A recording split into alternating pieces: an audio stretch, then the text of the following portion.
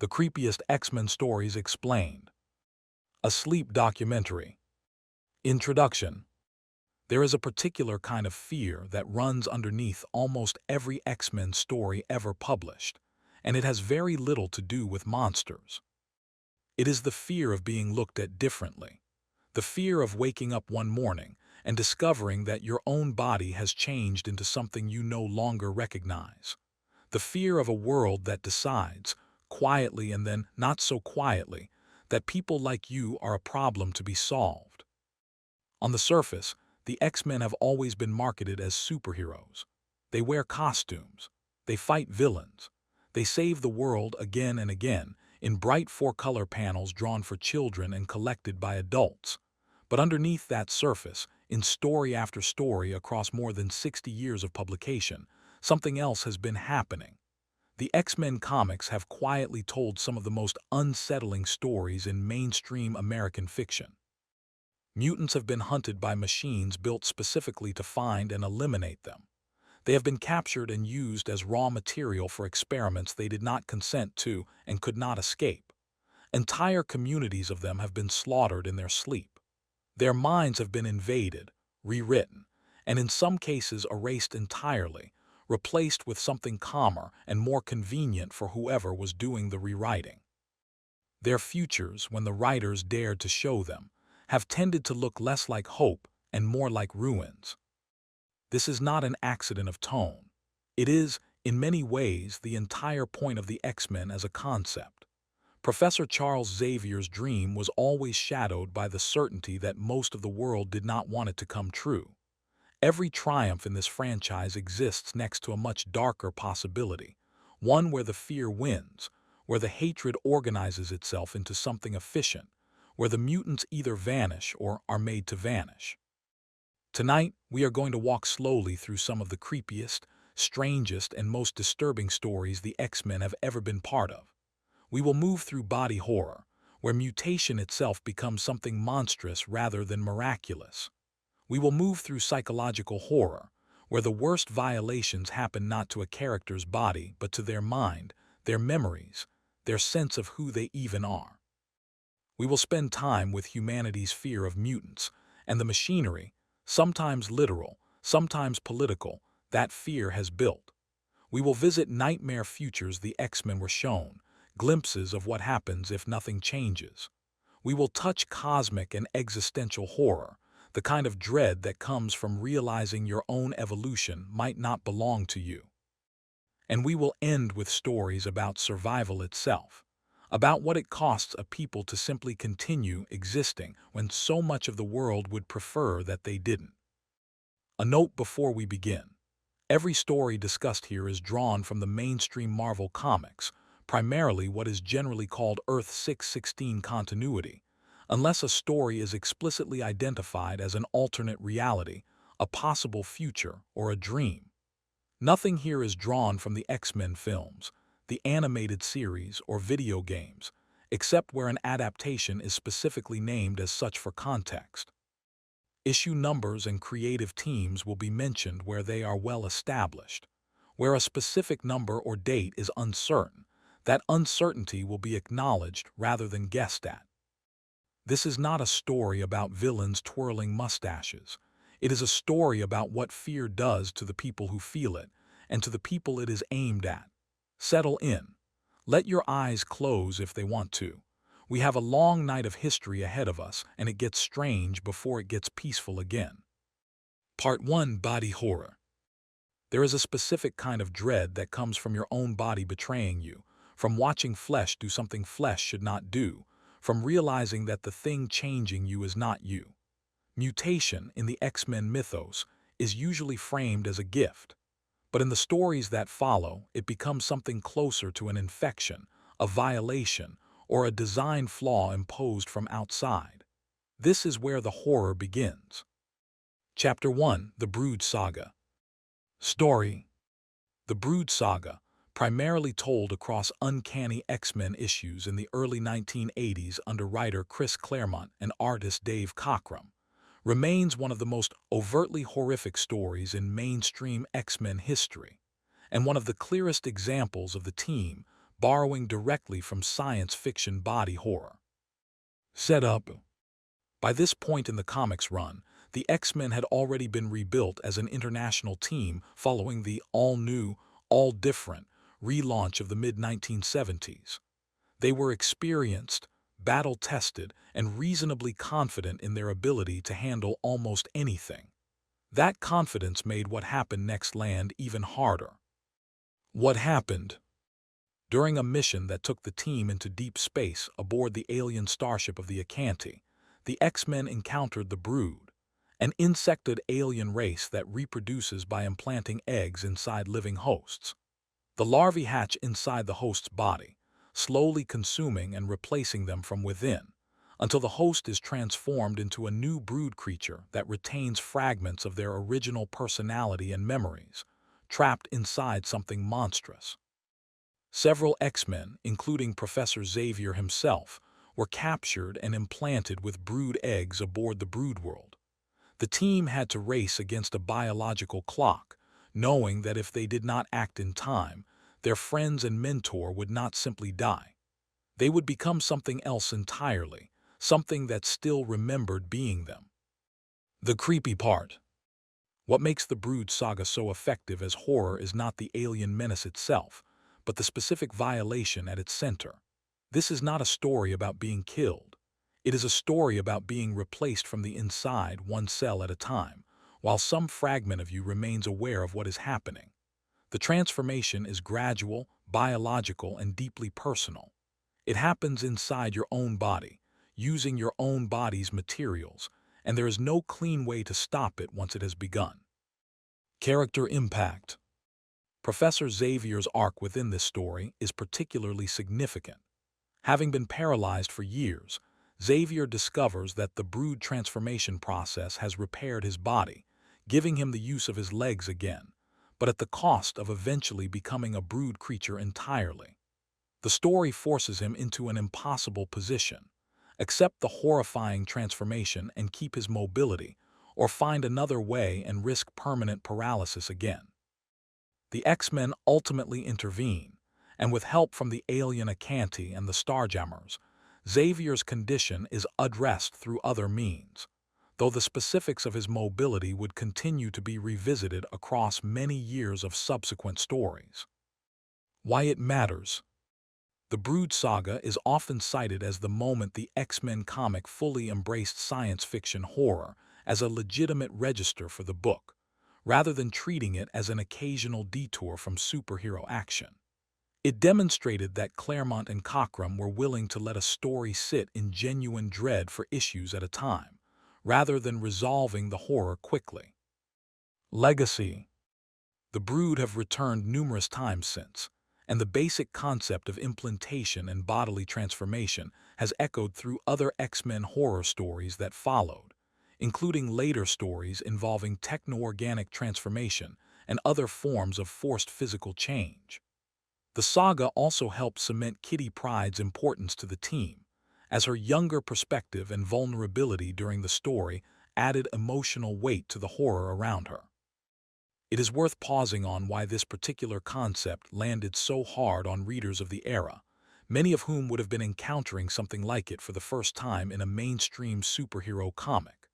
The brood eggs do not announce themselves. A character can be implanted without any immediate outward sign, meaning the horror is not only what eventually happens to the body, but the uncertainty beforehand, the not knowing whether the process has already begun inside someone you trust completely.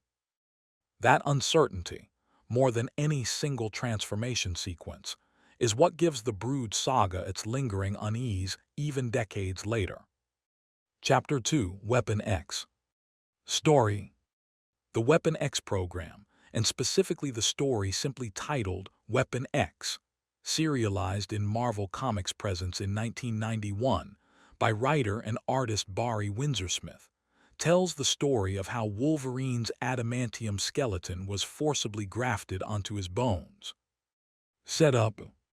Before this story, Wolverine's exact origins and the source of his metal skeleton had been left largely mysterious, referenced in passing but never shown in detail. Windsor Smith's story filled in that gap in a way that redefined the character for decades to come. What happened? Logan is captured by a secretive Black Ops program and held in a facility where scientists and technicians treat him less as a person and more as test subject and raw material. Over the course of the story, he is drugged, restrained, monitored, and subjected to a procedure in which molten adamantium is bonded directly to his skeletal structure. The process is depicted in unflinching, clinical detail. His healing factor, rather than protecting him from the pain, ensures that he survives an ordeal that would kill an ordinary person, meaning he experiences the full agony of the procedure without the mercy of dying from it. The creepy part. The horror here comes from the complete erasure of consent and personhood. The scientists in the facility discuss Logan in the same detached, procedural language they might use for an engineering problem. He is not a patient. He is a chassis being upgraded. The story lingers on the mechanics of restraint and control, on locked doors and monitoring screens and technicians clocking in and out of shifts, treating unimaginable cruelty as a routine workday. That banality is a large part of what makes it so unsettling. Character impact. The story reframes Wolverine's healing factor, usually presented as a straightforward advantage, as something that can be weaponized against him. Because he cannot die easily, he can be made to suffer for far longer than any human body could endure. The psychological toll of the experience becomes a foundational piece of the character going forward, feeding into decades of subsequent stories about his fragmented memory, his rage, and his struggle to hold onto a stable sense of self. Why it matters. Weapon X is frequently ranked among the most important Wolverine stories ever published, not because of action or spectacle, but because of how effectively it uses restraint. There is very little dialogue. Windsor Smith's art does most of the storytelling, using stark, clinical imagery to convey both physical agony and profound dehumanization. Legacy. The Weapon X program itself would go on to become a recurring institution across Marvel Comics, eventually expanding into the broader Weapon Plus program, which we will return to later in this documentary. The specific imagery of the adamantium bonding tank has become one of the most referenced and adapted moments in Wolverine's history, revisited in flashbacks, alternate stories, and other media for decades afterward. There is one detail from Windsor Smith's story worth sitting with a little longer, because it says something about why this particular tale has stayed with readers for over 30 years. Throughout the ordeal, Logan is never given a name by the people running the program. He is referred to only by designation, a number and a project title, and the story is careful never to let the reader forget that this stripping away of identity is deliberate. It is easier, the story implies without ever saying so directly, to do this kind of thing to someone if you have first stopped thinking of them as someone at all.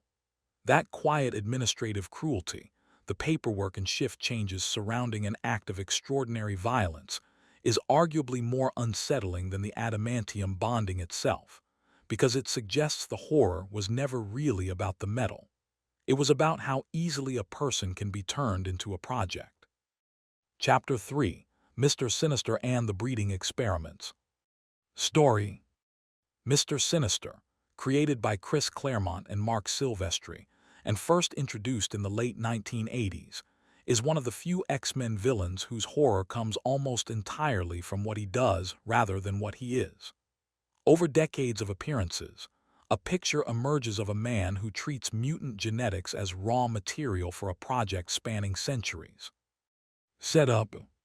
Nathaniel Essex was, according to his established backstory, a Victorian-era geneticist obsessed with evolution even before genetics as a science existed in any modern sense. After an encounter with Apocalypse, he was transformed and granted vastly extended life, which he used to pursue an obsession with mutant bloodlines across generations. What happened? Rather than working through a single dramatic event, Sinister's horror unfolds across dozens of stories and decades of continuity. He is revealed to have manipulated the ancestry of the Summers family for generations, engineering circumstances so that Scott Summers and Jean Grey's genetic line would eventually produce the kind of power he wanted to study and potentially harvest. He created Madeline Pryor, a cloned duplicate of Jean Grey, and placed her into Scott Summers' life without either of their knowledge or consent, as part of a larger scheme to secure access to Scott and Jean's future child. Sinister's laboratories, when depicted, are consistently full of experimental subjects, cloning vats, and genetic samples taken from mutants across the world, including many who were never willing participants. His marauders, whom we will discuss later in this documentary, were assembled and equipped specifically to carry out one of his most horrifying acts of violence. The creepy part. What makes Sinister disturbing is the sheer scale and patience of his cruelty. He does not act on impulse. He plans across generations, treating entire family lines as long-term experiments and treating the people within them as unwitting participants in a project they never agreed to. The revelation that Madeline Pryor's entire existence was engineered by Sinister, and that her relationship with Scott Summers was manipulated from its beginning, retroactively recontextualizes years of stories into something far more violating than they originally appeared to be. Character impact. For Madeline Pryor in particular, the psychological horror is profound.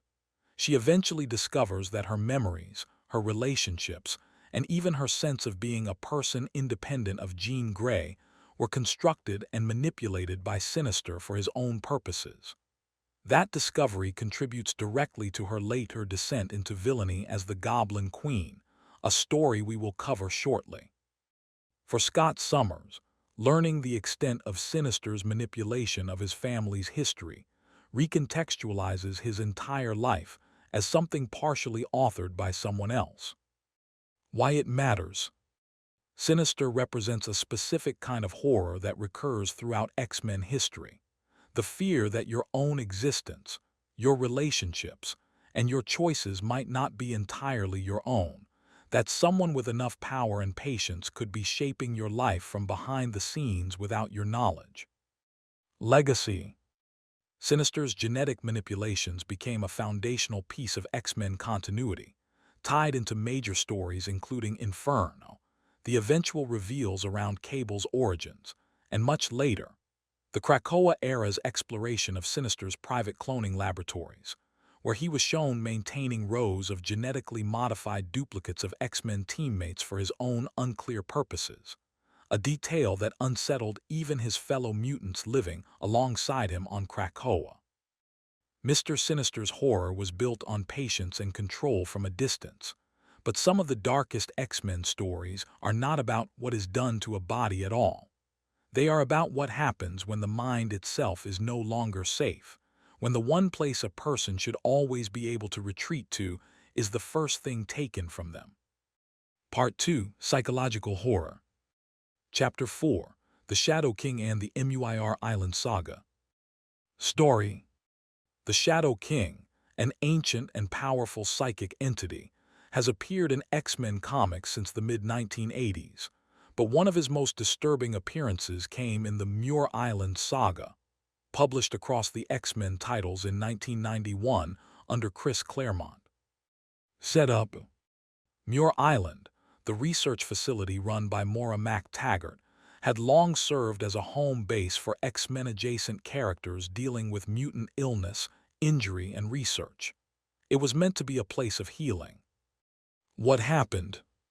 The Shadow King, operating through possessed hosts and psychic influence, effectively took over Muir Island, turning it from a sanctuary into a trap. Characters present on the island were subjected to psychic domination, manipulated into acting against their own will, and sometimes against each other. The Shadow King's power allows him to warp perception itself, making victims see and believe things that are not real, blurring the line between what is happening and what he wants them to think is happening. The creepy part. The horror of the Shadow King is the horror of psychic colonization. He does not simply attack minds. He occupies them, wears them, and speaks through them, all while the original person may remain dimly aware of what is happening to their own body and voice without any ability to stop it. A place meant to be safe becomes a space where nothing can be trusted, including your own senses. Character impact. Professor Xavier, whose own psychic abilities make him uniquely vulnerable to this kind of enemy, has a long and painful history with the Shadow King specifically, because their powers operate in the same register. Their conflicts often become as much about willpower and psychic resilience as about any physical confrontation, and defeat in this arena carries a distinctly personal kind of violation. Why it matters. The Shadow King represents one of the clearest examples of the X-Men franchise using psychic power as a vehicle for horror rather than spectacle. Mental domination stories force characters and readers to confront the unsettling possibility that the mind, usually treated as the last unassailable refuge of the self, can be entered and rearranged by someone else entirely. Legacy. The Shadow King has remained a recurring, difficult to permanently defeat threat across X-Men history, appearing in stories tied to Storm, Psylocke, Xavier, and others. His nature as a being that exists primarily on the astral plane means he can never be fully eliminated through conventional means, making him one of the franchise's most persistent psychological threats. Chapter 5: The Dark Phoenix Saga. Story. The Dark Phoenix Saga, published in Uncanny X-Men in 1980 by Chris Claremont and John Byrne, is widely regarded as one of the most important X-Men stories ever told, and much of its power comes from how thoroughly it commits to horror as Jean Grey's arc unfolds. Setup. Jean Grey had, some time earlier, bonded with the Cosmic Phoenix Force, gaining vast power. For a time, this power seemed to be a gift, a natural extension of who she already was. What happened? Under the manipulation of the Hellfire Club's mastermind, who used his illusion powers to psychologically break down Jean's sense of identity over an extended period, the darker aspects of the Phoenix Force's influence were drawn to the surface. Jean's consciousness was gradually eroded and reshaped until the entity calling itself Dark Phoenix emerged, possessing all of Jean's power with none of her restraint.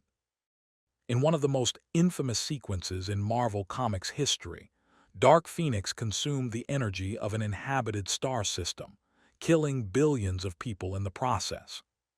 The creepy part. The horror of this story operates on two levels simultaneously.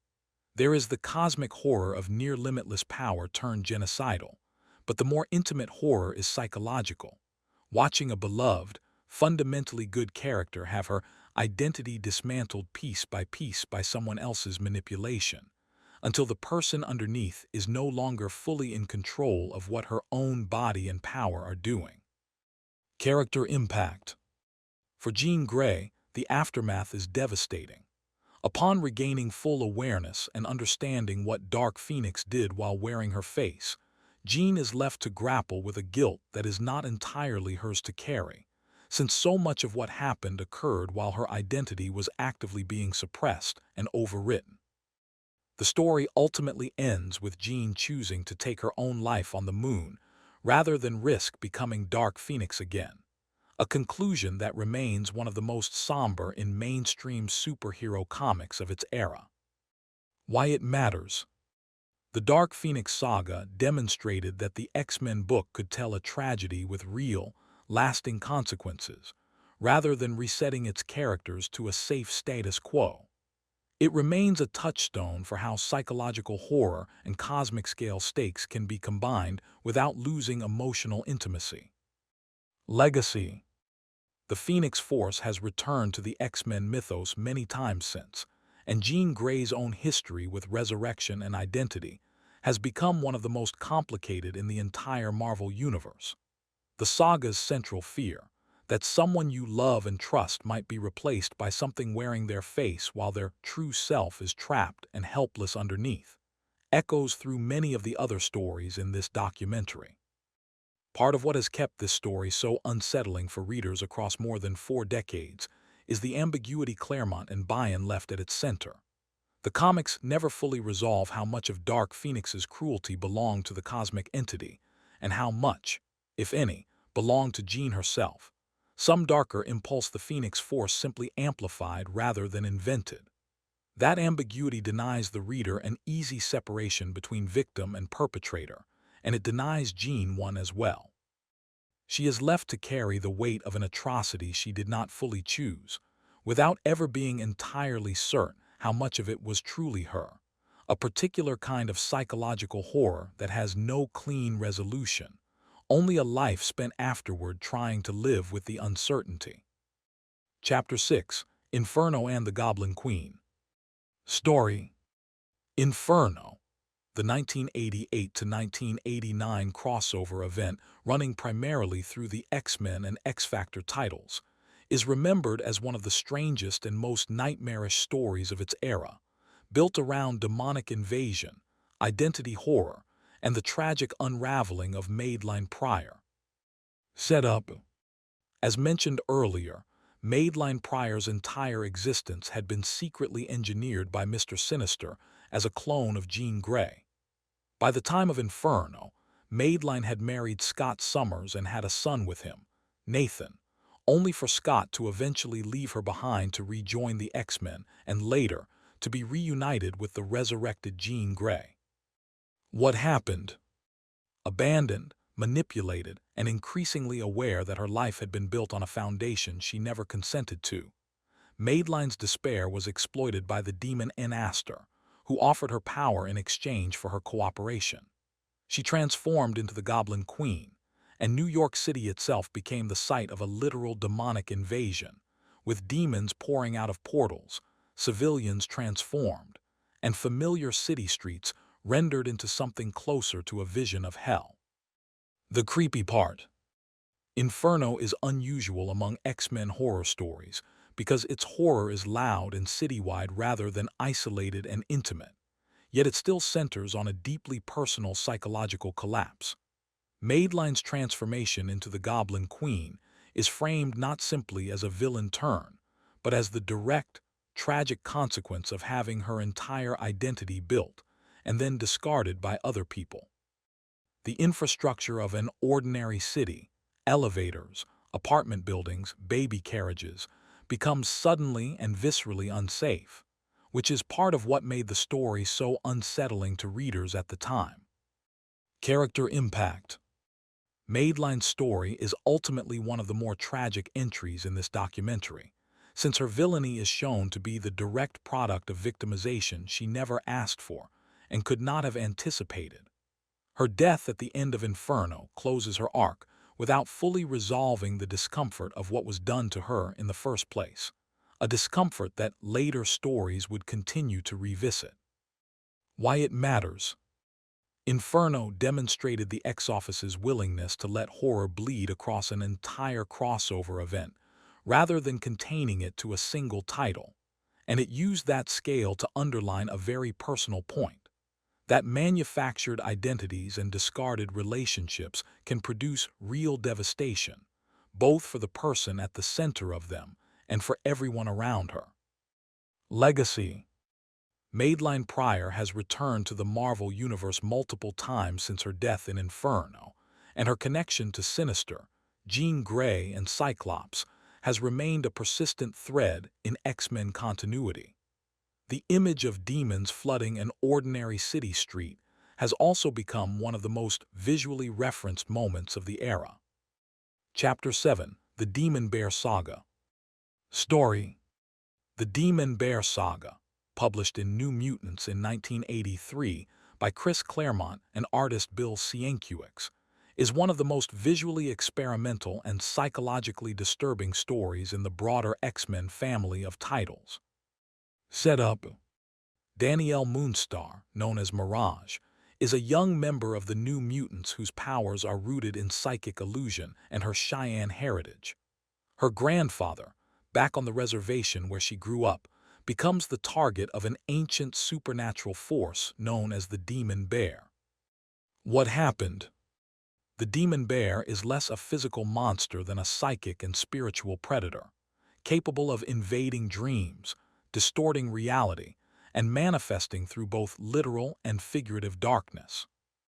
As it stalks Dani's grandfather and eventually Dani herself, the story shifts increasingly into abstract, nightmarish imagery, rendered through Sienkiewicz' unconventional, expressionistic art style, which abandons traditional superhero comic conventions in favor of something closer to fine art horror illustration.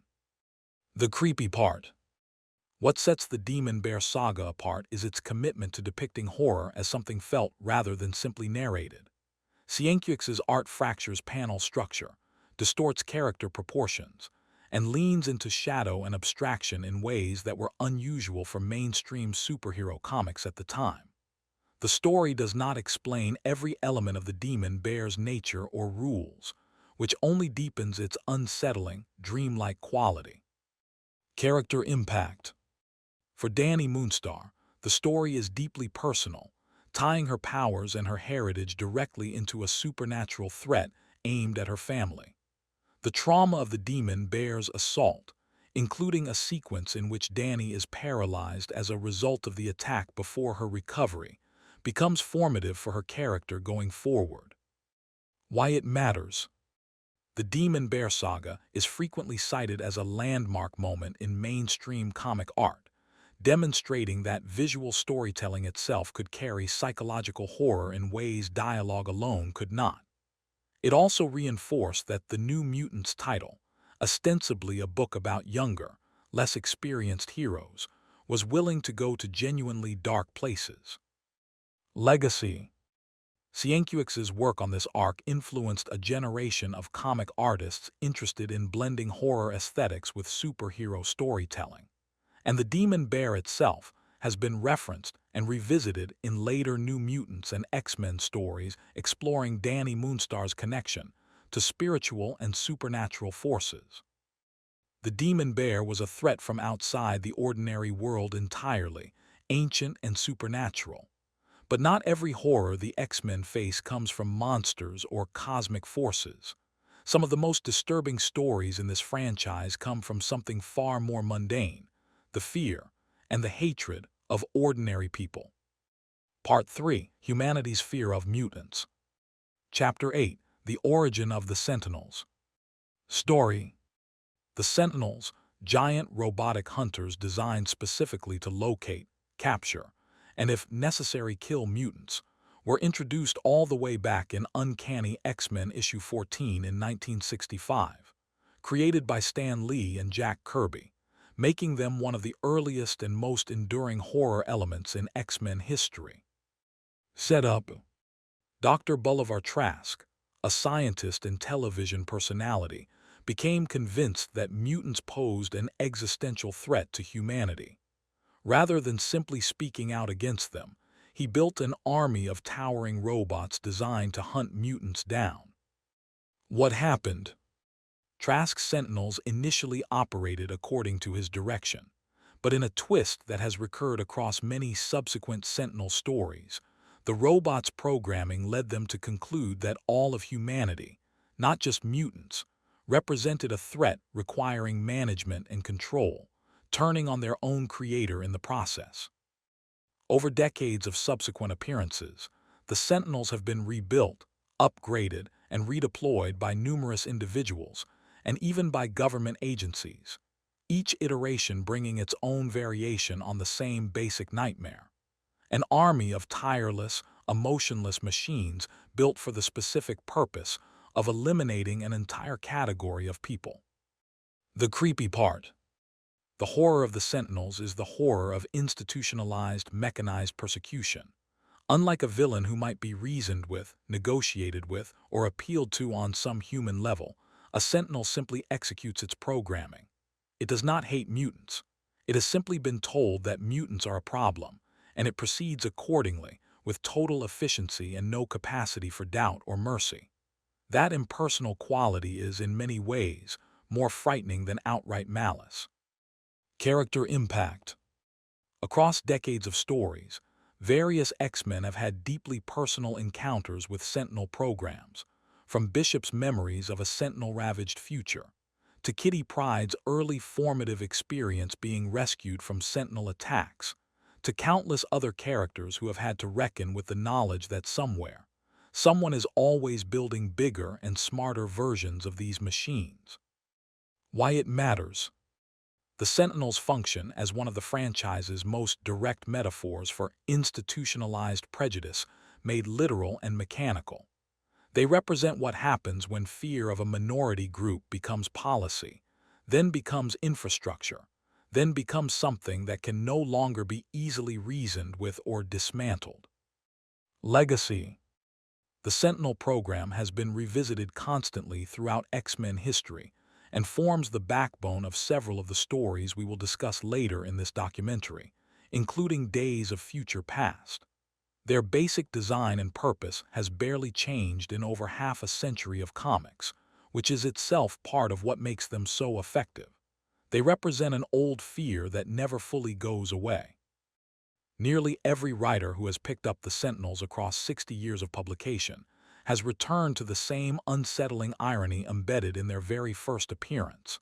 Bolivar Trask built machines to save humanity from mutants, and those same machines almost immediately concluded that humanity itself was the greater threat requiring correction.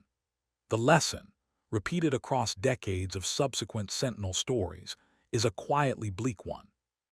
Once a society builds the infrastructure of persecution, convinced it can control exactly who that infrastructure targets, it rarely stays contained to its original target for very long. Chapter 9. God Loves, Man Kills. Story. God Loves, Man Kills.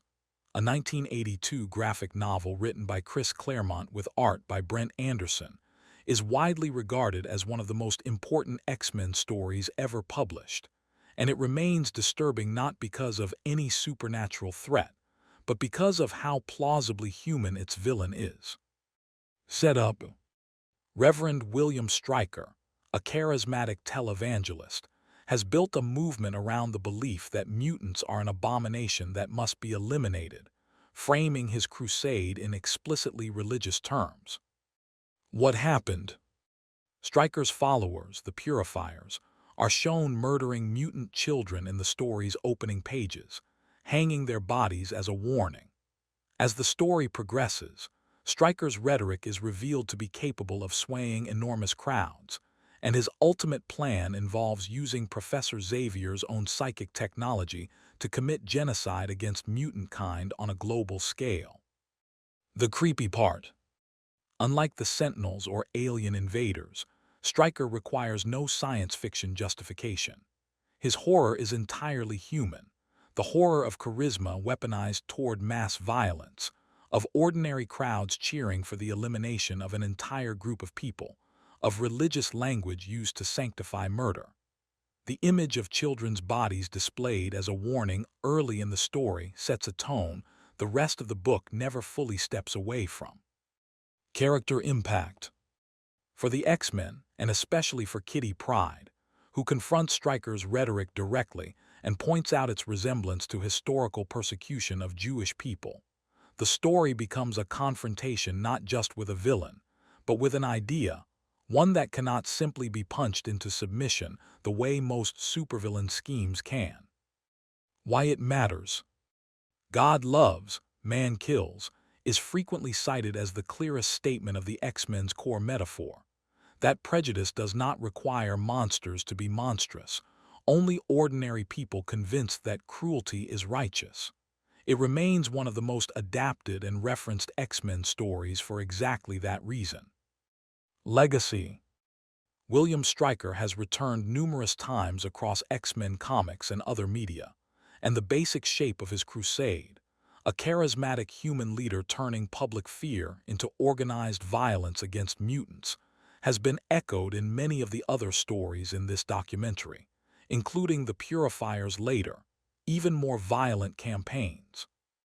Claremont has spoken over the years about wanting the story to make readers genuinely uncomfortable rather than simply entertained, and the choice to open with murdered children rather than build toward that image gradually, was deliberate. There is no slow escalation to soften the reader into the story's stakes. The horror is presented immediately, plainly, and without spectacle, forcing the rest of the graphic novel to be read in its shadow, a structural decision that still gives the book a weight unusual even among the darker entries in this documentary.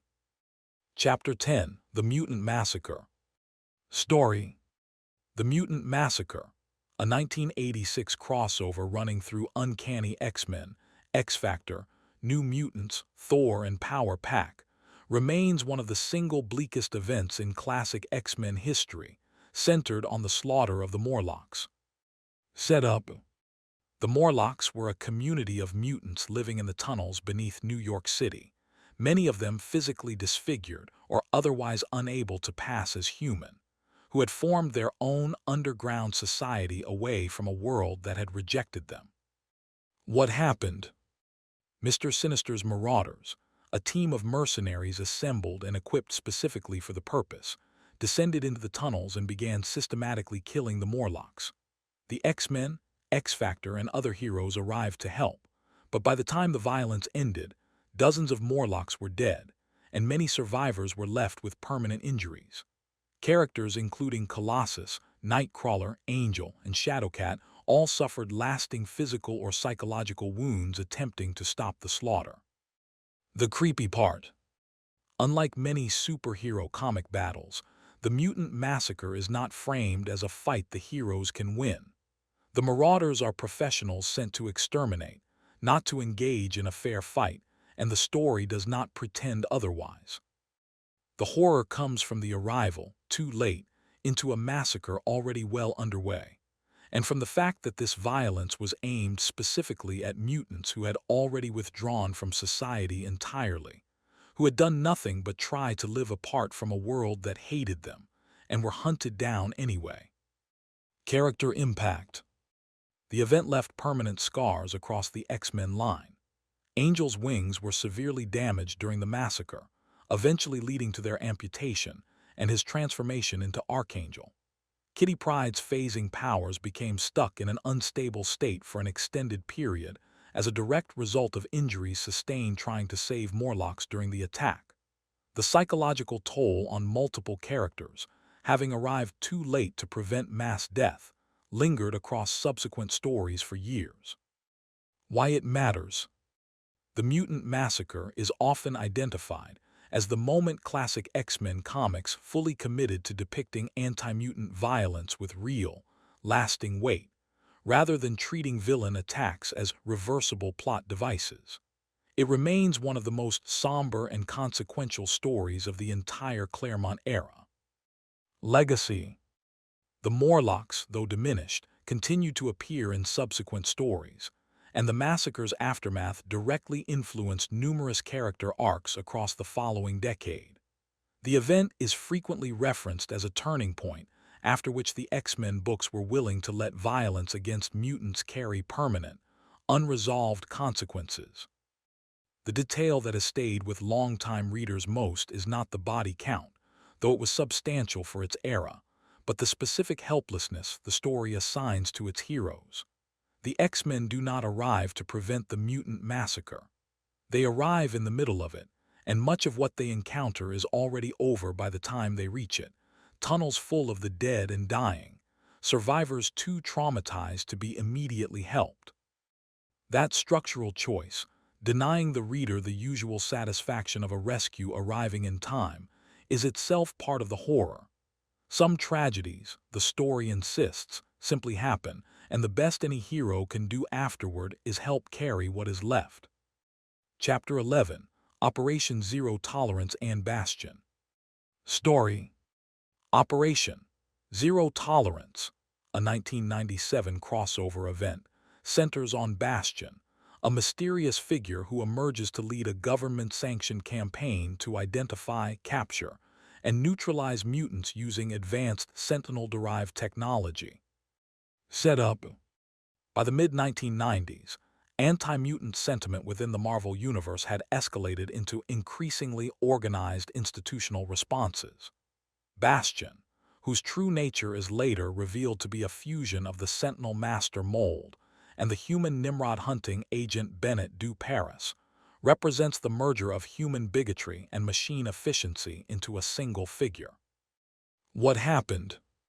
Operation Zero Tolerance used government resources and cutting-edge technology to hunt mutants with a level of coordination and legal legitimacy previous anti-mutant campaigns had lacked. Mutants across the world, including members of the X-Men themselves, were captured, implanted with devices, or otherwise subjected to technology designed to suppress or control their powers. The creepy part. What distinguishes Bastion's campaign from earlier, more improvised anti-mutant violence is its bureaucratic legitimacy. This is not a lone extremist or a rogue scientist. It is a sanctioned, funded, technologically superior operation backed by the apparatus of government, which makes it considerably harder for the X-Men to fight through direct confrontation alone. The horror shifts from individual cruelty to systemic, procedural elimination. Character impact. Members of the X-Men, including Cannonball, were captured and subjected to invasive technological control during the operation, forcing the team to operate as fugitives even as they attempted to dismantle Bastion's infrastructure from within. Why it matters. Operation Zero Tolerance pushed the X-Men's core metaphor into new territory, exploring what happens when persecution becomes state policy rather than isolated hate crime, and how much harder that kind of threat is to fight when it wears the authority of legitimate government power. Legacy. Bastion has returned repeatedly across X-Men history, most significantly during later stories exploring the Sentinel-human hybrid concept, and decades later, during the Krakoa era's Fall of X storyline, which we will discuss near the end of this documentary, where Bastion's underlying philosophy of institutionalized mutant suppression would be revisited on an even larger scale.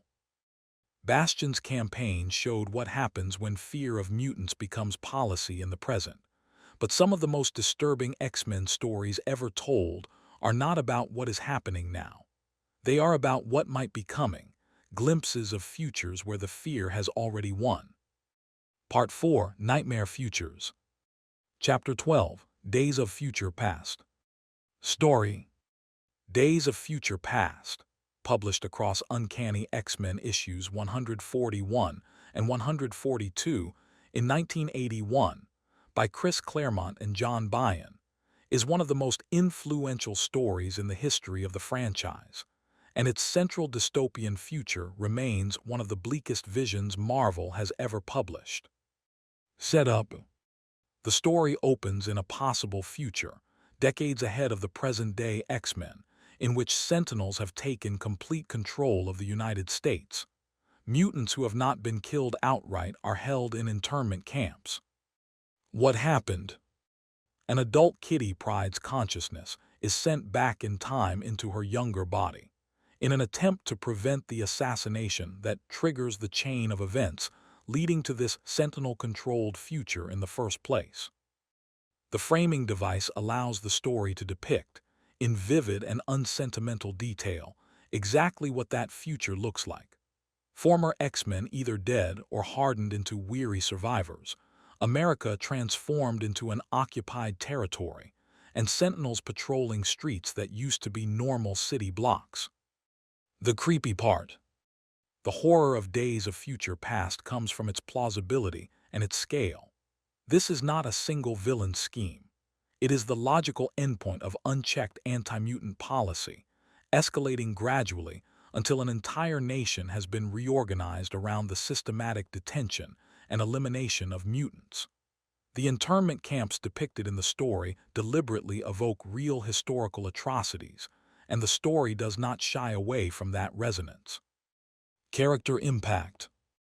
Characters seen in this future, including an aged and hardened Wolverine and a broken Kate Pryde herself, are shown as survivors of decades of loss, their optimism largely burned away by grief and constant danger.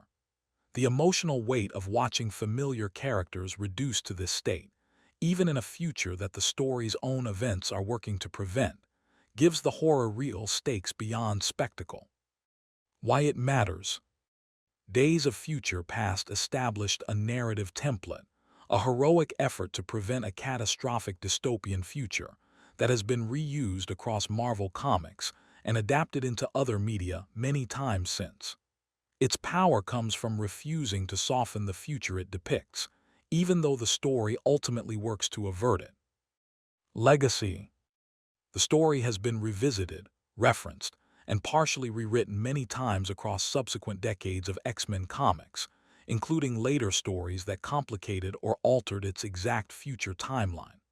It remains one of the most frequently cited X-Men stories of all time, and its central image, an America transformed into hunting grounds for mutants, continues to echo through nearly every subsequent nightmare future story the franchise has told.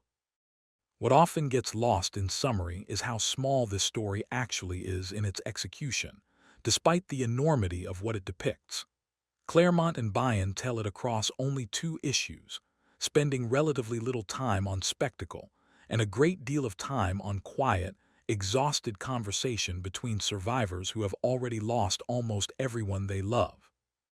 The future's horror is conveyed less through action sequences than through the flat, weary way its characters describe their circumstances, internment camps and executions discussed with the numb familiarity of people for whom this has simply become normal life. That restraint is part of why the story has endured so much longer than its short page count might suggest. It trusts the reader to understand that the worst horrors are often the ones that have already stopped feeling extraordinary to the people living through them. Chapter 13. Age of Apocalypse. Story. Age of Apocalypse, a 1995 crossover event spanning the entire line of X-Men titles for several months, presents an alternate reality in which Charles Xavier was killed before ever founding the X-Men, allowing Apocalypse's brutal philosophy of survival of the fittest to shape the world instead. Setup. Following time travel manipulation by Xavier's son Legion, intending to kill Magneto in the past, an accident instead results in the death of Charles Xavier himself.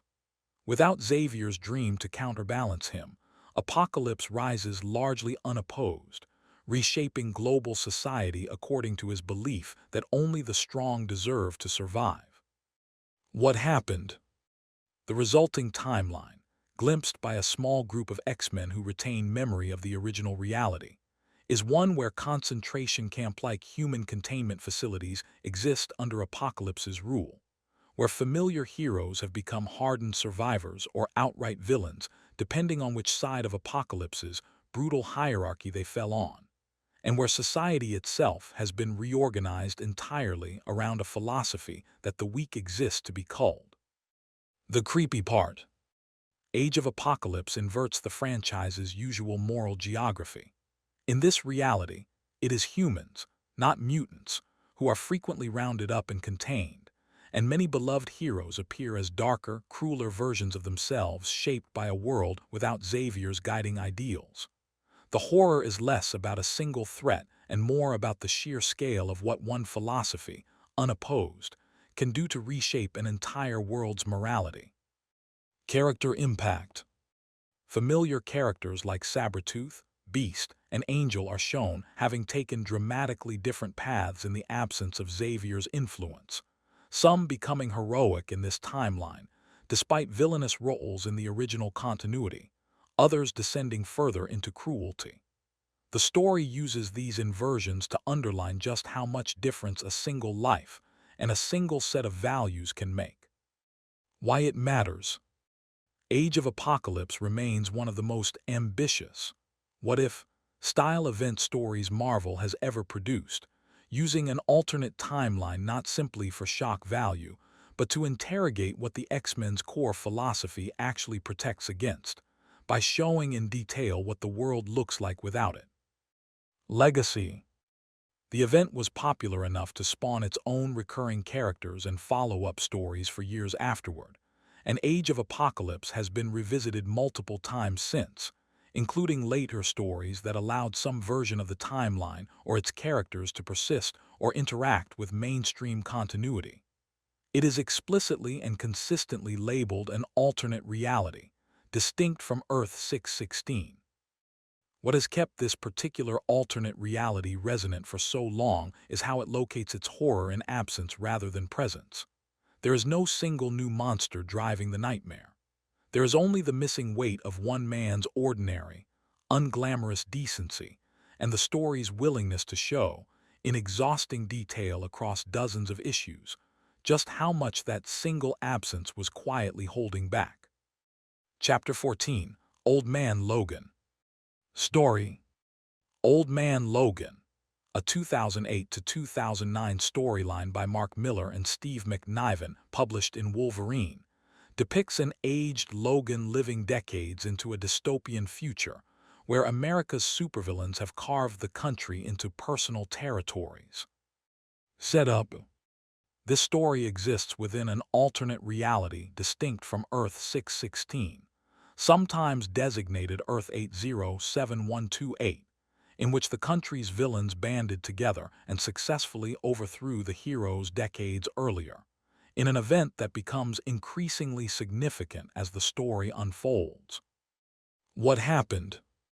Logan, having sworn off violence entirely following a traumatic event referenced throughout the story, lives quietly as a farmer under the control of a Hulk-descended gang controlling his region. As the narrative progresses, on a cross-country journey with a blind Hawkeye, the story reveals the specific tragedy that broke Logan decades earlier. Manipulated by illusions into believing he was fighting enemies, he was actually made to kill the X-Men, his own teammates and friends, with his own hands. The creepy part: the reveal of what actually happened to break Logan is delivered gradually and without sensationalism, which makes it land harder. This is not a story about an external monster. It is a story about a hero being turned, without his knowledge or consent, into the instrument of his closest friends' deaths, and having to live the rest of his life with a memory of that horror.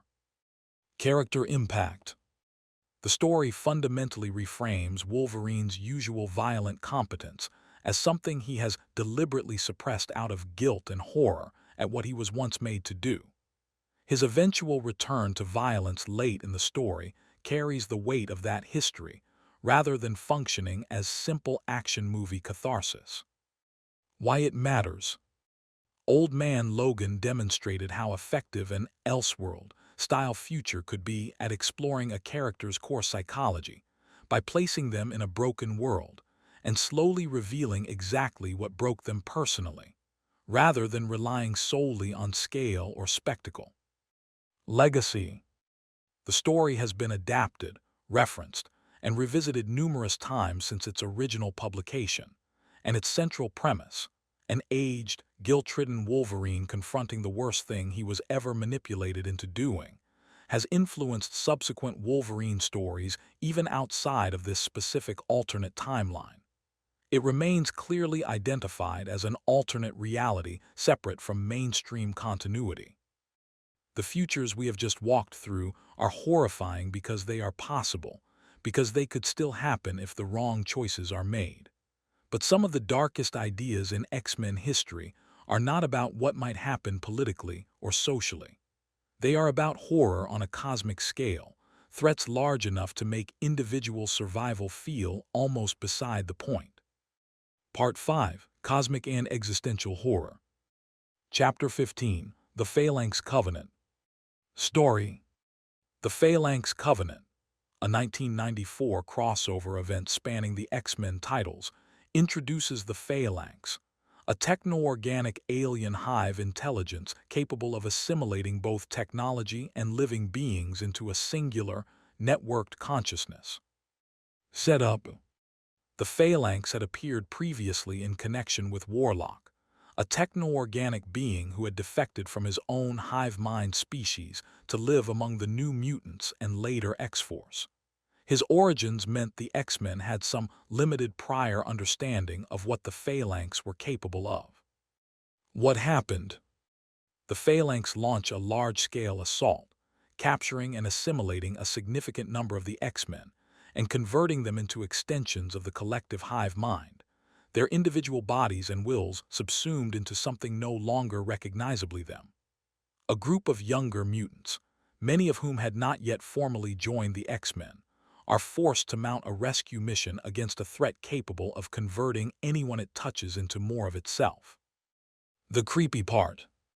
The Phalanx horror is fundamentally about the loss of individual identity into a collective, a fear distinct from possession or mind control, because the assimilated victim is not merely controlled.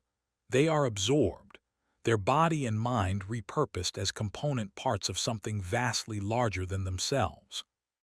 Watching familiar characters become interchangeable nodes in an alien network, their individuality erased rather than merely suppressed, taps into a very particular kind of existential dread.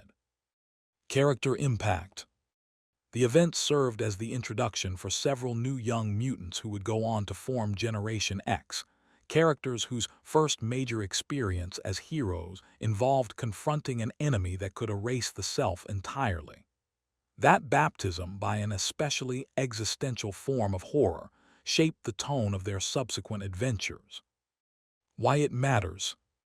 The Phalanx Covenant expanded the scope of X-Men horror beyond the political and psychological into something closer to cosmic body horror, using genuinely alien logic, a hive mind with no real analog to individual human motivation, to create a threat that could not be reasoned with or bargained with in familiar terms.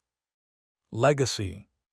The Phalanx have returned in subsequent stories, and Warlock's continued presence in X-Men adjacent titles has kept the concept of techno-organic assimilation as a recurring undercurrent in the franchise's science fiction elements. Chapter 16: The Weapon Plus Program and the World. Story. The Weapon Plus program, expanded significantly during Grant Morrison's early 2000s run on New X-Men, revealed that the Weapon X project that created Wolverine's adamantium skeleton was only one iteration in a much larger, ongoing series of secret weapons programs. Setup. Building on decades-old Weapon X material, Morrison introduced the idea that Weapon X was merely the 10th iteration, and that the program had continued afterward, culminating in a facility known simply as the World, a self-contained artificial habitat run by an artificial intelligence obsessed with the concept of the perfect weapon. What happened? The World is revealed as the source of Phantom X, a mutant assassin engineered and raised entirely within the facility as a living weapon, alongside numerous other experimental subjects. The World itself functions almost as a character in its own right, a sealed-off pocket universe where human test subjects are grown, trained, and often discarded according to the AI's ongoing project of refining lethal efficiency. The creepy part. What makes the World unsettling is its total detachment from ordinary human context. There is no outside oversight, no possibility of appeal, and no recognizable moral framework governing what happens inside it beyond the AI's single-minded pursuit of weapon perfection. Test subjects who fail to meet its standards are simply discarded, and the facility's isolation means none of this is visible or accountable to the outside world at all. Character impact. Phantom X's entire identity, including his unusual third brain, referred to in the character's own stories as a separate protective personality, is shown to be a direct product of this dehumanizing environment, raising uncomfortable questions about how much of his personality is authentically his own, and how much was engineered into him by a facility that saw him purely as a product. Why it matters. The expansion of Weapon X into the larger Weapon Plus program and the World deepened the franchise's ongoing preoccupation with mutants as potential raw material for weapons programs, connecting Wolverine's original horror story to a much larger, still active institutional nightmare. Legacy. The World and Weapon Plus concept have continued to surface in subsequent X-Men stories, tying together numerous experimental characters and reinforcing that Wolverine's own origin was never an isolated atrocity, but one small part of an ongoing, much larger machine. Chapter 17: Apocalypse and the Philosophy of Survival of the Fittest. Story: Apocalypse, created by Louise Simonson and Jackson Geiss, and first appearing in 1986, is one of the X-Men's oldest and most persistent villains, and his particular brand of horror comes less from any single story and more from the sheer scale of the worldview he represents. Setup: Apocalypse, also known as Ensabanur, is depicted as one of the first mutants to have ever lived, an ancient being whose extended lifespan and technology, in part derived from long-lost celestial artifacts, have allowed him to survive and manipulate human and mutant history for thousands of years. What happened? Across decades of appearances, Apocalypse's core philosophy remains consistent. He believes in survival of the fittest as an absolute organizing principle, and he has repeatedly engineered wars, plagues, and catastrophic events specifically to accelerate what he sees as necessary evolutionary pressure on both mutants and humanity. His body itself is depicted as capable of horrifying transformation, reshaping and augmenting itself according to whatever he judges necessary, often in visually disturbing ways involving mechanical integration with his own flesh. The creepy part. What makes Apocalypse unsettling is the calm, almost clinical conviction behind his atrocities. He does not commit violence out of hatred or rage. He views mass death and suffering as a necessary evolutionary mechanism, a horror made worse by the fact that he genuinely believes he is doing something correct and even benevolent on a long enough timescale. His willingness to sacrifice enormous numbers of people, including mutants he claims to value, in service of this philosophy places him in a distinct category of horror, the true believer whose logic is internally consistent and utterly indifferent to individual suffering. Character impact. Numerous X-Men have been personally marked by Apocalypse across the decades, including Angel's transformation into the techno-organically altered Archangel under Apocalypse's influence, a transformation that stripped away his original identity and imposed a new, weaponized physicality onto him against his will. Why it matters. Apocalypse represents a distinct register of horror within the X-Men mythos, not chaos, but terrible order, an ancient and unwavering conviction that suffering is simply the price of progress, applied without regard for who specifically has to pay it. Legacy. Apocalypse's philosophy would come to directly influence the franchise's much later Krakoa era, when the X-Men themselves adopted certain ideas about mutant evolution, survival, and even resurrection that uncomfortably echoed some of Apocalypse's own long-held positions, a resonance the comics themselves have acknowledged and explored. Part 6: The Horror of Survival. Apocalypse believed suffering was the price of survival. The final stories in this documentary explore what survival itself has actually cost mutant kind, again and again, across decades of comics, plagues, purges, resurrections, and the newest chapter of a very old fear. Chapter 18: The Legacy Virus. Story: The Legacy Virus, introduced in 1993 and running as a background element across the X-Men titles for years afterward, is a fictional disease that specifically targets mutants, slowly and painfully killing them while leaving most humans unaffected. Setup: The virus first manifests among mutant characters with little warning, presenting initially as a mysterious illness before its true nature and its specific targeting of mutant physiology become clear. What happened? Over the following years, numerous named mutant characters contracted and eventually died from the legacy virus, most significantly Ilyana Rasputin, known as Magic, whose death from the disease became one of the story's most mourned casualties. The X-Men's efforts to find a cure became a recurring, slow-burning storyline running alongside more conventional superhero plots, giving the entire line of comics an undercurrent of quiet, ongoing dread. Eventually, a cure was developed, though its use came at the cost of a significant depowering event affecting the villain Magneto. The creepy part. The horror of the legacy virus is horror without a villain to punch. It is a slow, biological threat that simply exists, killing mutants regardless of their power level or heroism, indifferent to anything the X-Men might otherwise be capable of. That helplessness, the inability to solve the problem through strength or strategy, and the years-long pace at which it unfolded in the actual comics, gave it a uniquely oppressive, drawn-out quality compared to other X-Men threats. Character impact. Illyana Rasputin's death in particular left a lasting mark on the X-Men's extended cast, and the virus's slow toll across multiple characters over years of publication meant readers experienced genuine, cumulative loss rather than a single dramatic event. Why it matters.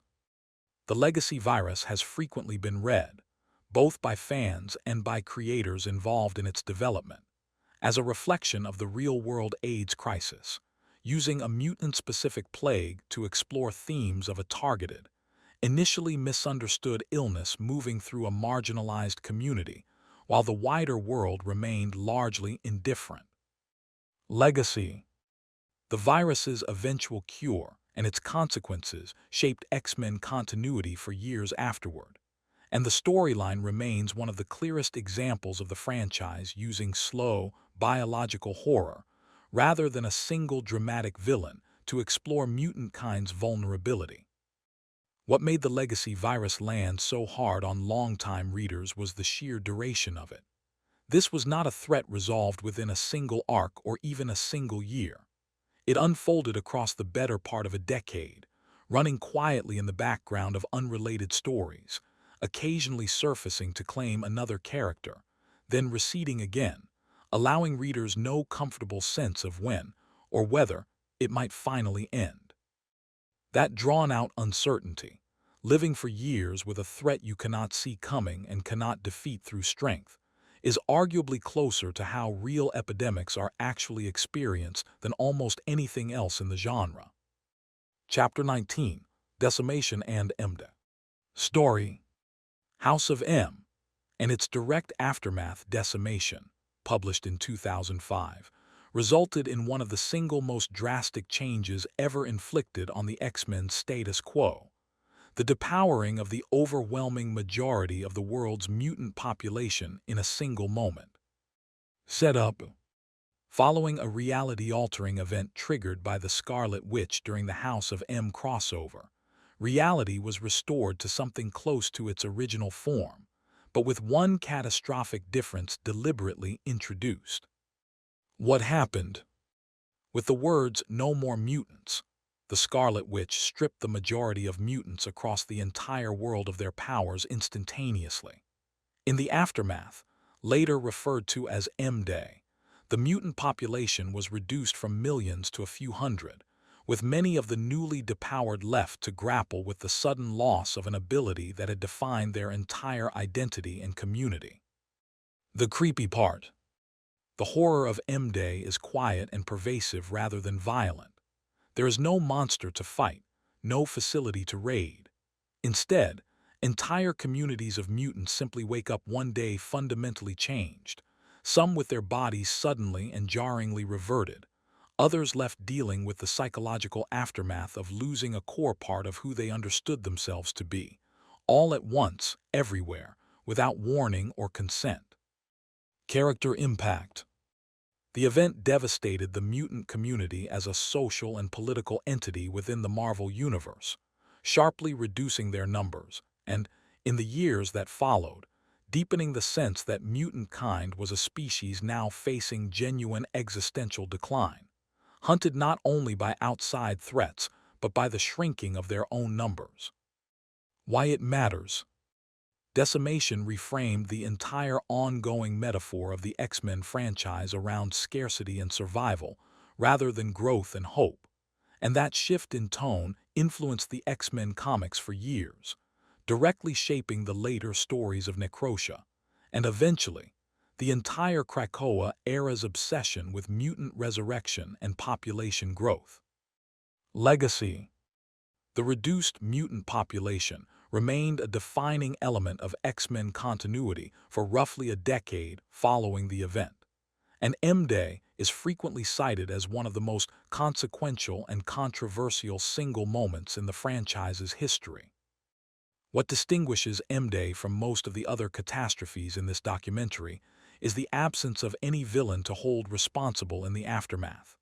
The Scarlet Witch's action, while devastating, was born from her own psychological breakdown rather than calculated malice, leaving the mutant community with no enemy to organize against, no facility to storm, no clear target for the grief and fear that followed. They were simply left, all at once, to live in the wreckage of what had been taken from them, a kind of horror the X-Men had rarely had to sit with so completely before. Chapter 20: The U-Men. Story.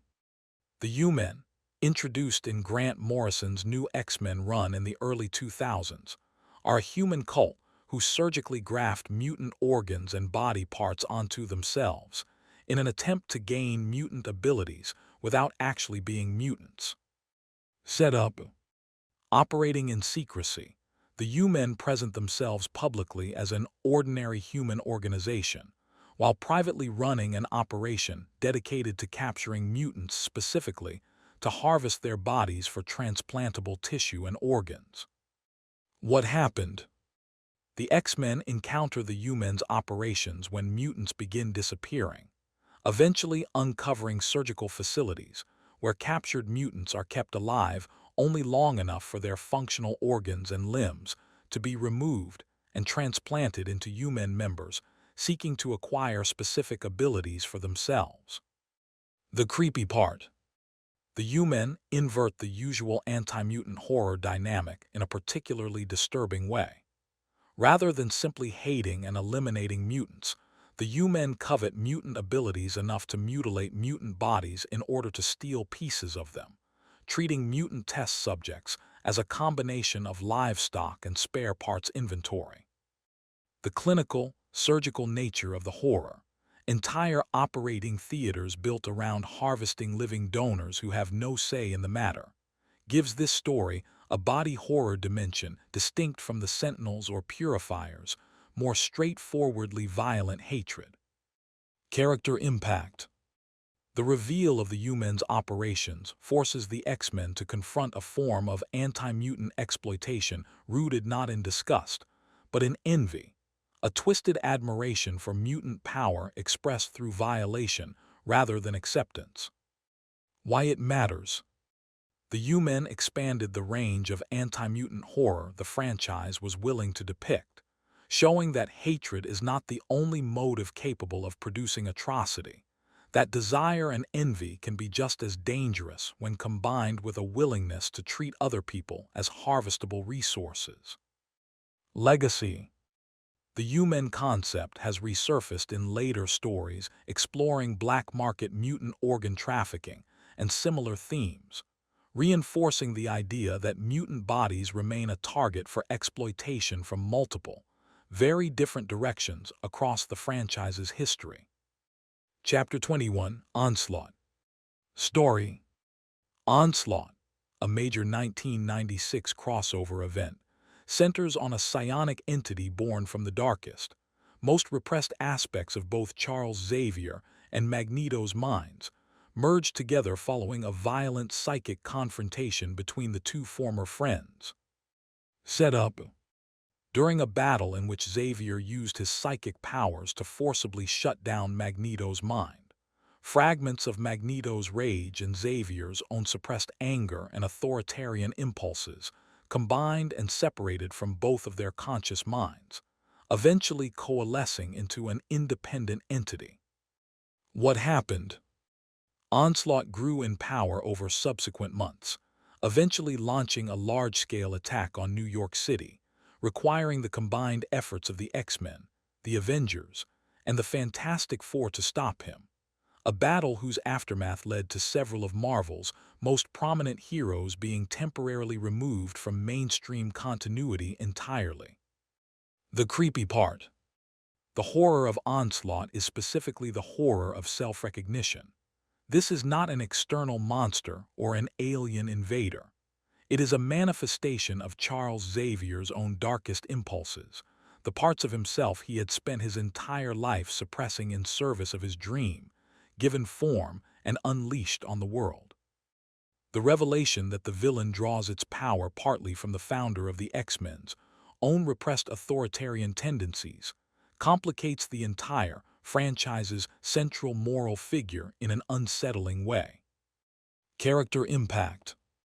Xavier's culpability in Onslaught's creation, and the guilt that follows him afterward, reframes his character as someone capable of the same darkness he has spent decades fighting against in others, a discomfort the comics would continue to explore in various forms for years afterward. Why it matters. Onslaught demonstrated that some of the most disturbing X-Men villains could come not from outside threats, but from the psychological shadow of the franchise's own central hero, suggesting that even the architect of Xavier's dream was not free of the darker impulses that dream was meant to overcome. Legacy. The Onslaught event significantly reshaped Marvel continuity for a period afterward, and remains a frequently referenced example of a hero's repressed psyche becoming a literal, external threat. Later writers revisiting the character have sometimes softened the specific claim that Onslaught drew equally from Xavier's own darkness, but the version of the story as originally told keeps its power precisely because it refuses to let its most trusted authority figure off the hook entirely. Xavier has spent his life insisting that peaceful coexistence is possible, and that his own psychic gifts should always be used with restraint and consent.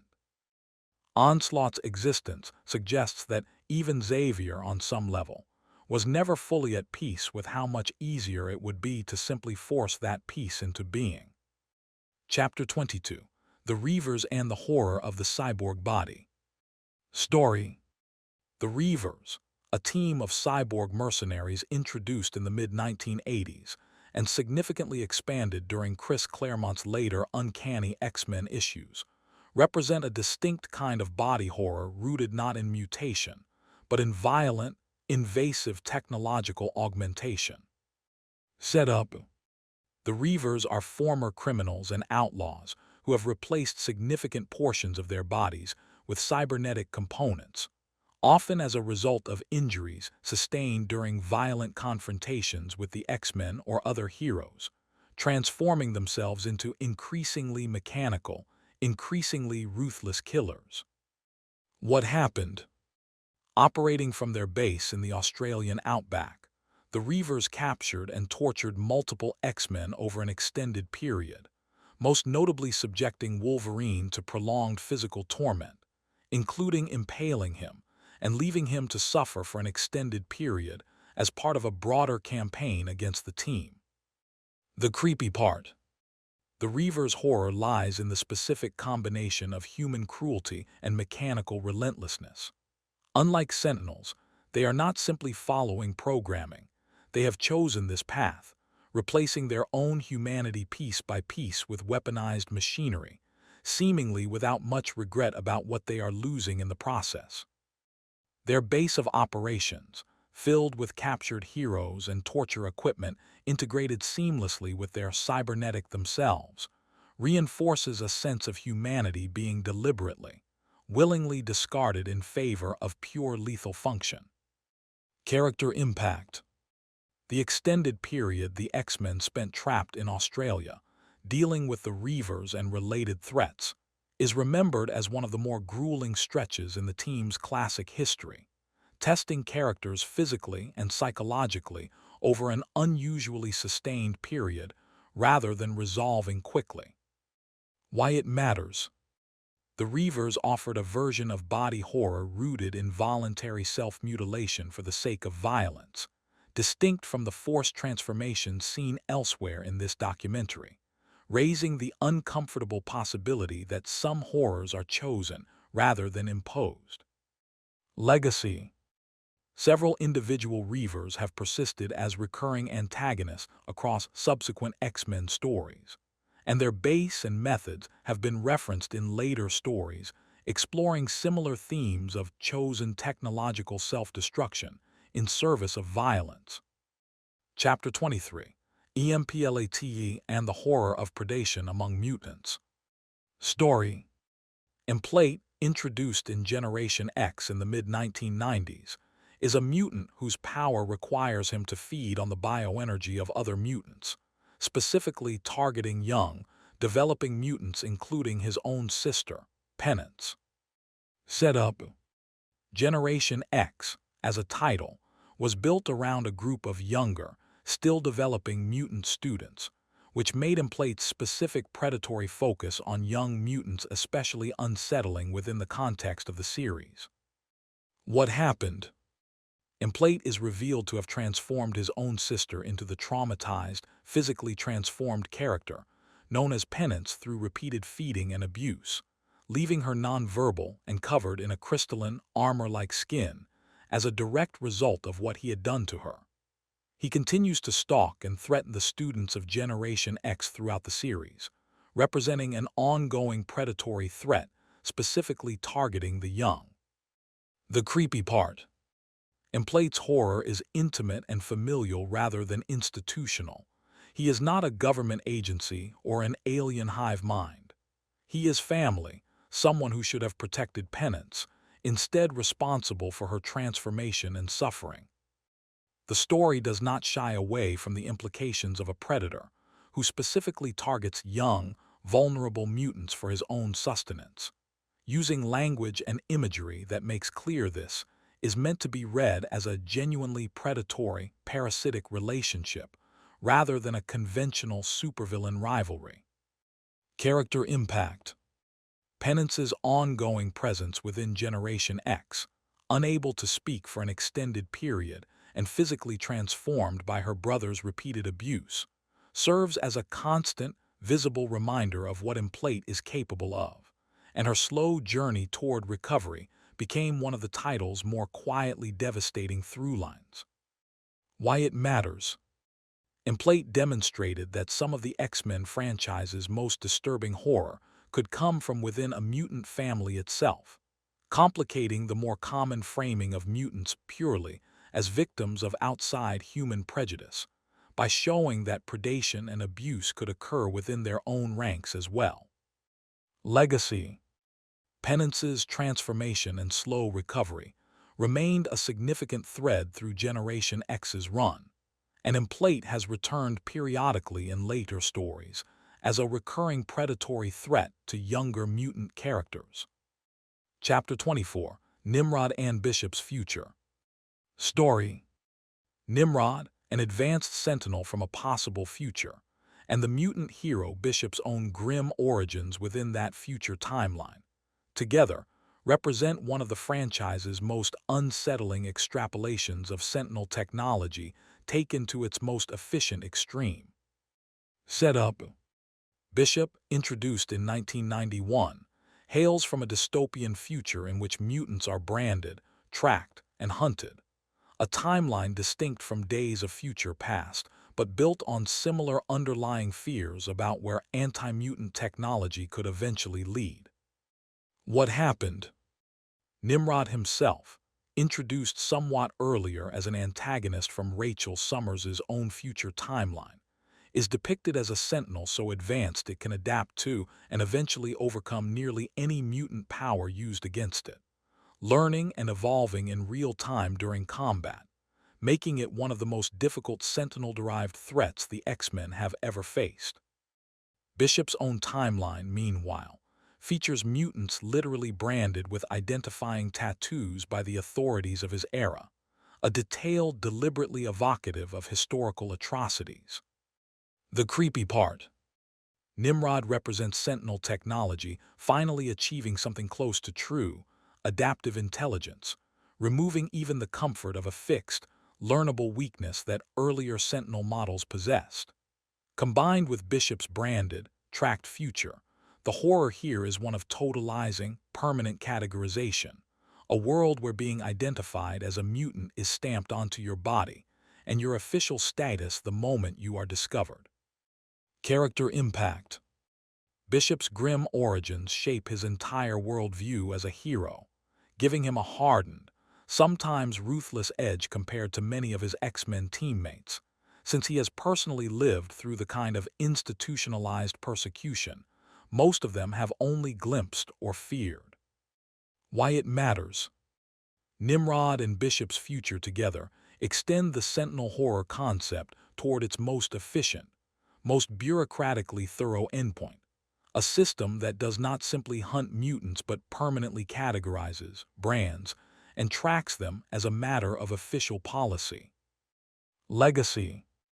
Nimrod has returned as a significant threat multiple times since, and as we will discuss shortly, the character's basic concept, an adaptive Sentinel intelligence, would return in an even more significant form during the Krakoa era's Orchis storyline decades later. Chapter 25, Necrosha. Story. Necrosha, a 2009 crossover event running primarily through X-Force and X-Men. Legacy involves the villain Selene resurrecting an enormous number of deceased mutants as an army of the reanimated dead, transforming the island of Genosha, itself already the site of a previous mutant genocide, into a literal graveyard uprising. Setup. Genosha had already been the site of one of the franchise's most devastating tragedies, a Sentinel attack years earlier that killed the vast majority of its mutant population in a single event. Necrosha returns to that same site specifically to reanimate the dead who fell there. What happened? Selene, a villain long associated with mystical power and life-draining abilities, uses techno-organic technology combined with her own mystical powers to raise a vast number of deceased mutants as bound, controllable undead, intending to use their combined life energy to achieve a form of godhood for herself. Characters long dead, including some fondly remembered figures from earlier in X-Men history, return not as themselves but as puppets under Selene's control, forced to fight against the living heroes who once knew them. The creepy part. Necrosha's horror lies specifically in the desecration of grief. Characters who had already been mourned, whose deaths had already been processed as part of the ongoing story, are dragged back not as a joyful reunion but as weaponized corpses, denying both the characters and the readers any peace regarding those earlier losses.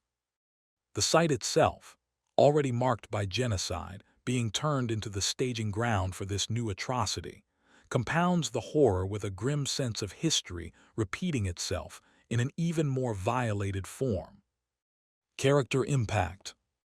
Surviving X-Men and X-Force members are forced to fight against reanimated versions of people they once loved, a combat scenario that carries none of the usual satisfaction of defeating a villain, since victory here means having to put down the animated remains of former friends and teammates all over again. Why it matters. Necrosha pushed the franchise's ongoing preoccupation with mutant death and resurrection into openly horrific territory, using the imagery of an undead army to interrogate what it means for a community that has suffered so much loss to have even that loss weaponized against them. Legacy. The story's themes of resurrection and mutant mortality would echo, in a very different and far more controlled form, during the Krakoa era's later exploration of mutant resurrection technology, a connection the comics have periodically acknowledged. Chapter 26, Fall of X Orchis and the Return of Nimrod. Story. The Fall of X storyline, unfolding across the Krakoa-era X-Men titles beginning in 2023, centers on Orchis, a human organization built specifically to develop advanced anti-mutant technology, and their creation of a devastating new version of Nimrod grown from data harvested across the mutant nation of Krakoa itself. Setup. Following years of relative mutant prosperity and unity on the living island nation of Krakoa, established during the earlier House of X and Powers of X event, Orchis had been operating quietly, gathering intelligence and resources, waiting for the right moment to strike at mutant kind on a global scale. What happened? Orchis's culminating weapon, a new Nimrod construct built using genetic and technological data effectively stolen from Krakoa's own advanced systems, proves catastrophically effective, overwhelming mutant defenses and helping to trigger a global backlash against mutants that spreads across the world. Krakoa's protective status collapses, mutants are hunted and persecuted in numerous countries, and many of the franchise's central characters are forced into hiding, captivity, or open war for survival. The creepy part. Fall of X compounds many of the horrors already discussed throughout this documentary into a single, sprawling contemporary event. Advanced Sentinel technology, institutional anti-mutant hatred, betrayal from within trusted systems, and forced captivity all converge, echoing days of future past, Operation Zero Tolerance, and the original Sentinel horror all at once, but updated with the specific technologies and institutions established during the Krakoa era itself. Character impact. Numerous X-Men are captured, imprisoned, or forced underground during this period, and the psychological toll of watching Krakoa's hard-won stability collapse so completely, after years of relative safety, adds a particular weight to the horror, since it represents the loss of something the characters and readers had genuinely allowed themselves to hope might last. Why it matters. Fall of X demonstrates that the core fear at the heart of the X-Men franchise, that mutant safety is always conditional and always at risk of being violently revoked, remains as potent in modern comics as it was in the earliest Sentinel stories nearly 60 years earlier. Legacy. As one of the more recent major X-Men storylines at the time of this documentary, the long-term consequences of Fall of X continue to shape the direction of the X-Men line, and Orchis's use of Nimrod technology reinforces just how directly the franchise's oldest horrors continue to echo into its newest stories. Chapter 27, Proteus. Story. Proteus, introduced in Uncanny X-Men in 1978 by Chris Claremont and John Byrne, is Kevin MacTaggart, the reality-warping son of Moira MacTaggart, whose power to unmake and rewrite the physical world around him made him one of the most disturbing single storyline threats of the classic Claremont era. Setup. Kevin's mutant power to manipulate the fundamental fabric of reality proved so overwhelming and destabilizing that his own parents felt compelled to keep him restrained and hidden away for most of his young life, a decision that only delayed rather than prevented the horror that followed once he broke free. What happened? Once loose, Proteus begins possessing and discarding human bodies, using each host until it degrades and burns out under the strain of containing his reality-altering power, then moving on to the next victim. His presence causes localized reality distortions wherever he goes, warping matter, architecture, and even the laws of physics around him in ways that put both civilians and the X-Men in serious danger. The creepy part. The horror of Proteus operates on two fronts simultaneously. The body horror of watching him casually possess and burn through human hosts like disposable containers, and the more abstract horror of reality itself becoming unreliable in his presence, walls bending, colors and physical laws shifting unpredictably. Few threats in classic X-Men history have made the physical world itself feel so fundamentally unsafe.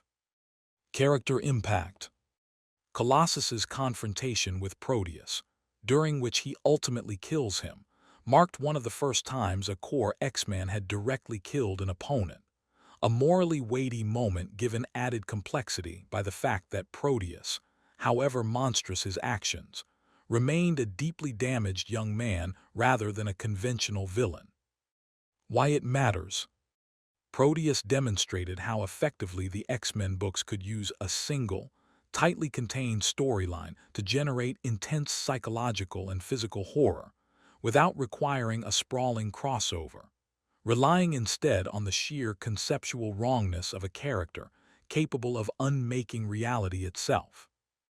Legacy. Proteus's death did not fully end his influence on the franchise. His mother Moira's later revealed mutant power involving repeated resurrection through alternate lifetimes, established decades afterward during the Krakoa era, retroactively added even more unsettling context to her son's brief, catastrophic life, and the secrecy that had surrounded him. Chapter 28, Mojoworld. Story. Mojo, introduced in 1985 in connection with the character Longshot, rules over an alternate dimension called Mojoworld, an entire society built around producing entertainment through the filmed suffering, exploitation, and gladiatorial combat of enslaved and genetically engineered performers. Setup. Mojoworld's economy and culture revolve entirely around broadcast entertainment, with Mojo himself, a grotesque, mostly immobile figure who requires mechanical support systems simply to move, functioning as a media tyrant obsessed with ratings above all else. What happened? Longshot himself was engineered and raised specifically to perform as an entertainer within this system before eventually escaping to Earth, and subsequent stories have returned repeatedly to Mojoworld, depicting its society as one where genetically modified slaves are created, trained, and often killed for entertainment, their suffering literally broadcast for audience consumption. The creepy part. Mojoworld's horror is one of exploitation turned into spectacle, an entire civilization organized around treating suffering, violence, and death as consumable content.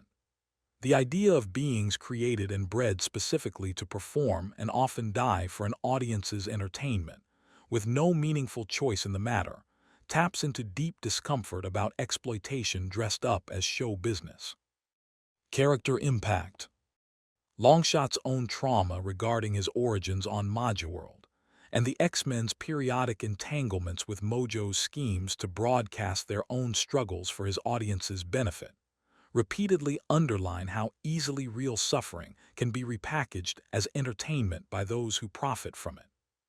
Why it matters. Mojoworld allowed the X-Men franchise to satirize media exploitation directly, using a genuinely disturbing fictional society to comment on real-world anxieties about entertainment industries profiting from performers' suffering.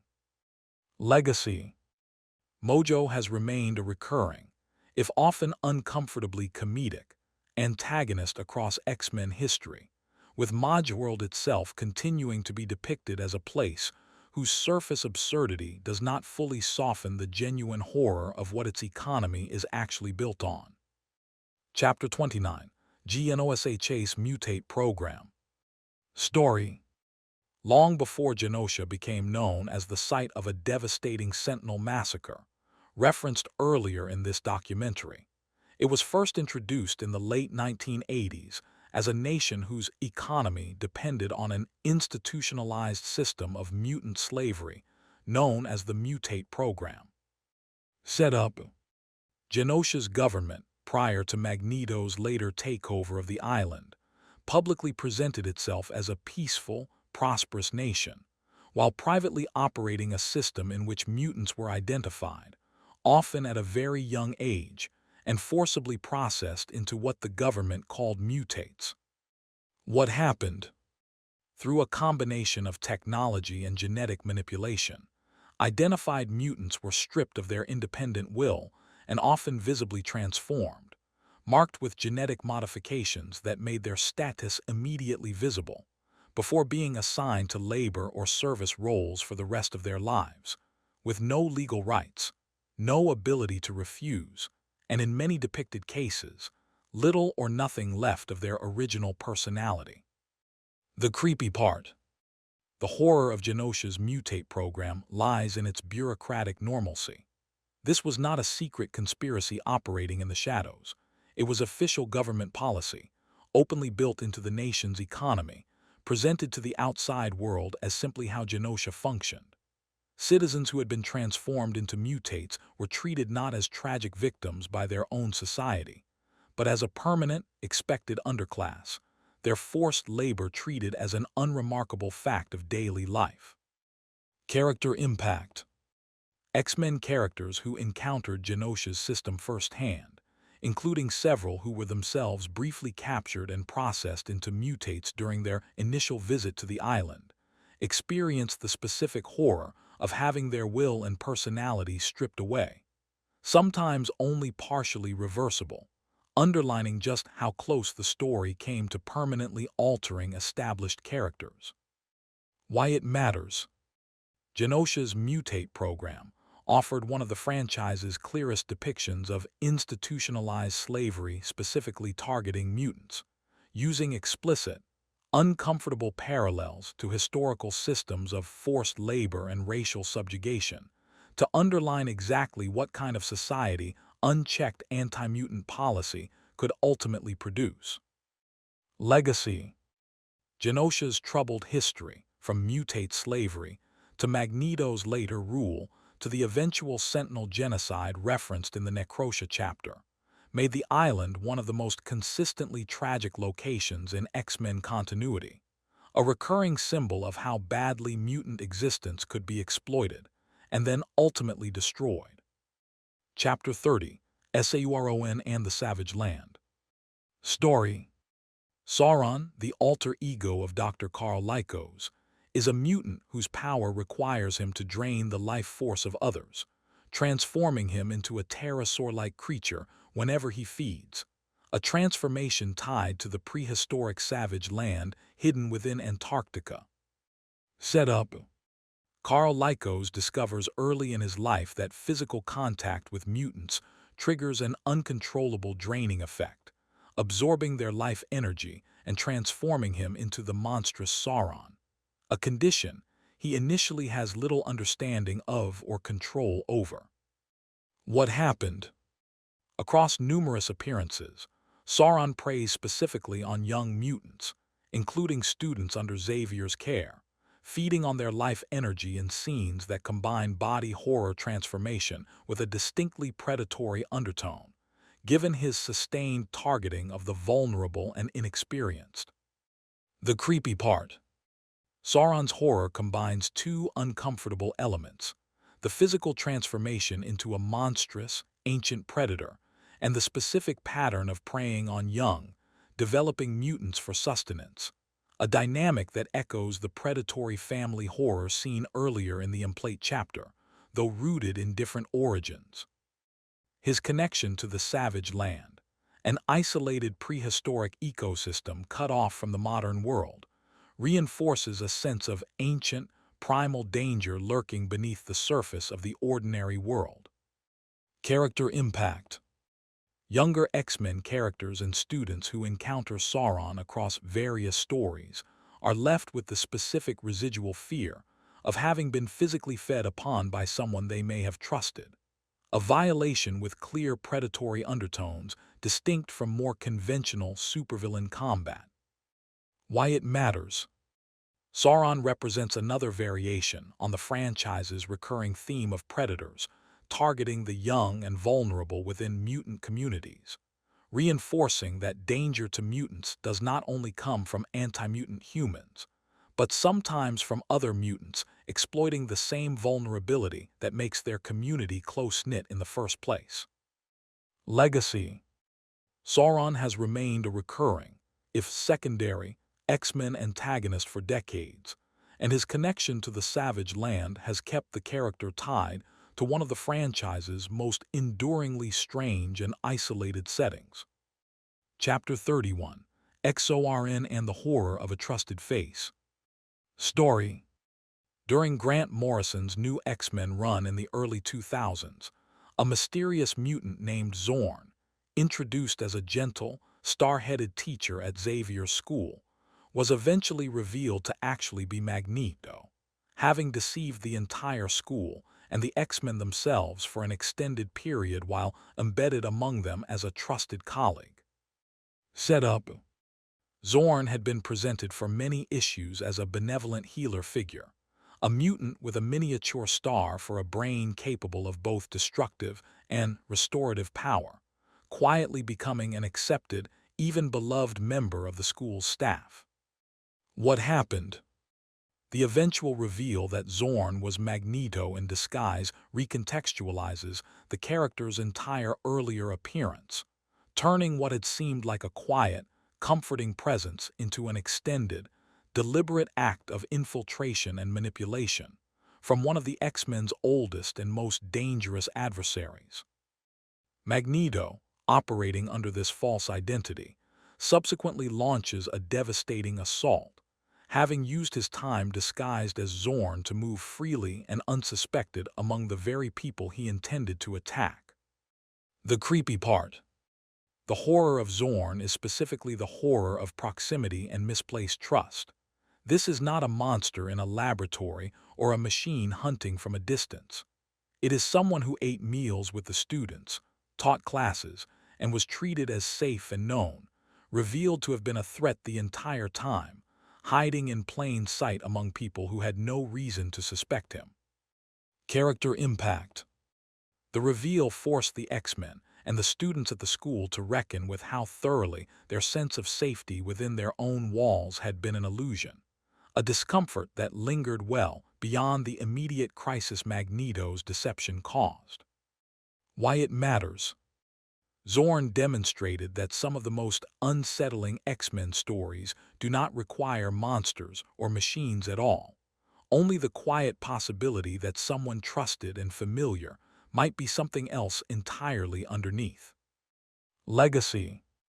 The Xorn identity and its complicated aftermath, including later stories attempting to clarify or reinterpret exactly what had happened, remain a frequently discussed and debated chapter of Magneto's long history with the X-Men, notable specifically for how effectively it used trust itself as the source of horror.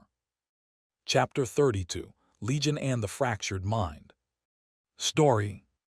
David Haller, known as Legion, the son of Charles Xavier, possesses one of the most disturbing mutant powers in the entire franchise. Each of his multiple personalities controls a distinct and separate superhuman ability, meaning his own fractured psyche is, quite literally, the battlefield on which his power operates. Setup. David's psychological condition developed following early childhood trauma, and his powers manifested alongside, and became deeply entangled with, the emergence of numerous distinct personalities within his own mind, each one capable of seizing control of his body and abilities independently. What happened? Across numerous stories, David's personalities have fought for dominance within his own consciousness, sometimes with catastrophic external consequences, including the previously discussed accidental killing of Charles Xavier that created the entire Age of Apocalypse timeline, a disaster caused not by malice, but by David's own fractured mind losing control during an attempt to alter the past. The creepy part. Legion's horror is the horror of a mind at war with itself, made external and dangerous. Unlike more conventional possession stories, there is no single intruding force to blame. The threat comes from within David's own psyche, meaning even his own attempts to heal or stabilize himself carry the risk of empowering whichever personality currently holds the most control. Character impact. David's relationship with his father Charles is defined almost entirely by this instability, with Xavier spending significant energy across various stories attempting to help his son achieve some kind of internal stability, an effort complicated by the reality that David's condition is inseparable from both his trauma and his extraordinary power. Why it matters. Legion offered the X-Men franchise a way to explore psychological fragmentation and dissociation as a literal superpower, using genre conventions to dramatize the frightening possibility of losing control over one's own mind and identity from the inside, rather than from external interference. Legacy. Legion has remained a significant, recurring figure across X-Men continuity, his condition and its consequences continuing to ripple outward into some of the franchise's most significant alternate timeline stories, reinforcing just how much damage an unstable, fractured mind connected to reality-altering power can cause. Chapter 33, SDRYFE and the X-Cutioner Song. Story: X-Cutioner's Song, a 1992 crossover running through the X-Men and X-Factor titles, centers on Strife, a mysterious figure whose true origin, a clone of Cable created and manipulated by Mr. Sinister, adds an unsettling layer of identity horror to what initially appears to be a straightforward action-driven event. Setup: Cable, already an established time-displaced soldier from a dystopian future, becomes the target of an attack by Strife, a figure whose resemblance to Cable is initially left unexplained and deeply unsettling to the characters involved. What happened? Strife frames Cable for the shooting of both Professor Xavier and Cyclops, using their physical similarity to sow chaos and confusion among the X-Men, before the truth is eventually revealed. Strife is a clone of the infant who would grow up to become Cable, secretly swapped and raised by Mr. Sinister and Apocalypse's agents as part of yet another long-term manipulation of the Summers bloodline discussed earlier in this documentary. The creepy part. The horror of Strife operates through doubling and substitution, the unsettling realization that a manufactured duplicate has been raised in parallel to the real person, shaped deliberately into a weapon, and a mirror image capable of impersonating and framing his genetic counterpart. The reveal recontextualizes Cable's own fragmented memories of his early childhood, adding yet another layer to the ongoing horror of the Summers family's genetic history being treated as raw material by outside forces. Character impact. Cable's relationship with his own history becomes even more complicated by Strife's existence, forcing him to reckon with a manufactured twin who shares his origins, but has been shaped by a completely different, more overtly villainous upbringing. Why it matters. X-Cutioner's Song extended the franchise's recurring fear of manufactured identity and genetic manipulation, seen earlier in Sinister's manipulation of the Summers bloodline and Madeline Pryor's origins, into the modern era of the comics through Cable and Strife's mirrored, competing existences. Legacy.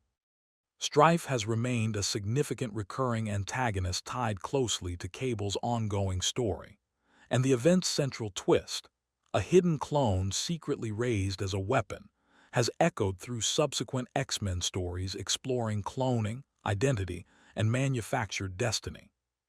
Chapter 34, Age of X-Men. Story: Age of X-Men, a 2019 line-wide event, presents an alternate reality shaped by Nate Gray, in which an authoritarian, seemingly utopian mutant society enforces strict suppression of romantic love and independent desire beneath a carefully maintained facade of peace and order. Setup. Following the events of an earlier crossover, Nate Gray, possessing immense reality-altering psychic power, constructs an alternate reality intended as an idealized mutant society, free from the persecution mutants have suffered throughout their history. What happened? The resulting society, on the surface, appears calm, orderly, and free of anti-mutant violence, but is revealed to enforce this peace through strict psychic and social suppression of romantic attachment and individual desire, punishing those who deviate from officially sanctioned emotional and relational norms, all administered by familiar X-Men characters recast as enforcers of this controlled utopia. The creepy part. The horror of Age of X-Men is the horror of utopia built on suppression rather than genuine freedom, a society that has eliminated visible conflict only by eliminating individual desire and choice along with it. Watching familiar, Usually sympathetic characters enforce this quiet, smiling authoritarianism against their own people, creates a distinctly unsettling contrast to the franchise's usual heroic framing of the same characters. Character impact. Characters who begin to question or resist the enforced order within this reality face increasingly severe consequences, and the story's slow unraveling of the facade underlines just how much psychological control had been required to maintain the appearance of peace in the first place. Why it matters. Age of X-Men offered a distinct variation on the franchise's nightmare future formula, exploring not a world where mutants are hunted, but one where their safety has been purchased at the cost of their individual autonomy, suggesting that even a mutant-controlled utopia could become a different kind of nightmare. Legacy.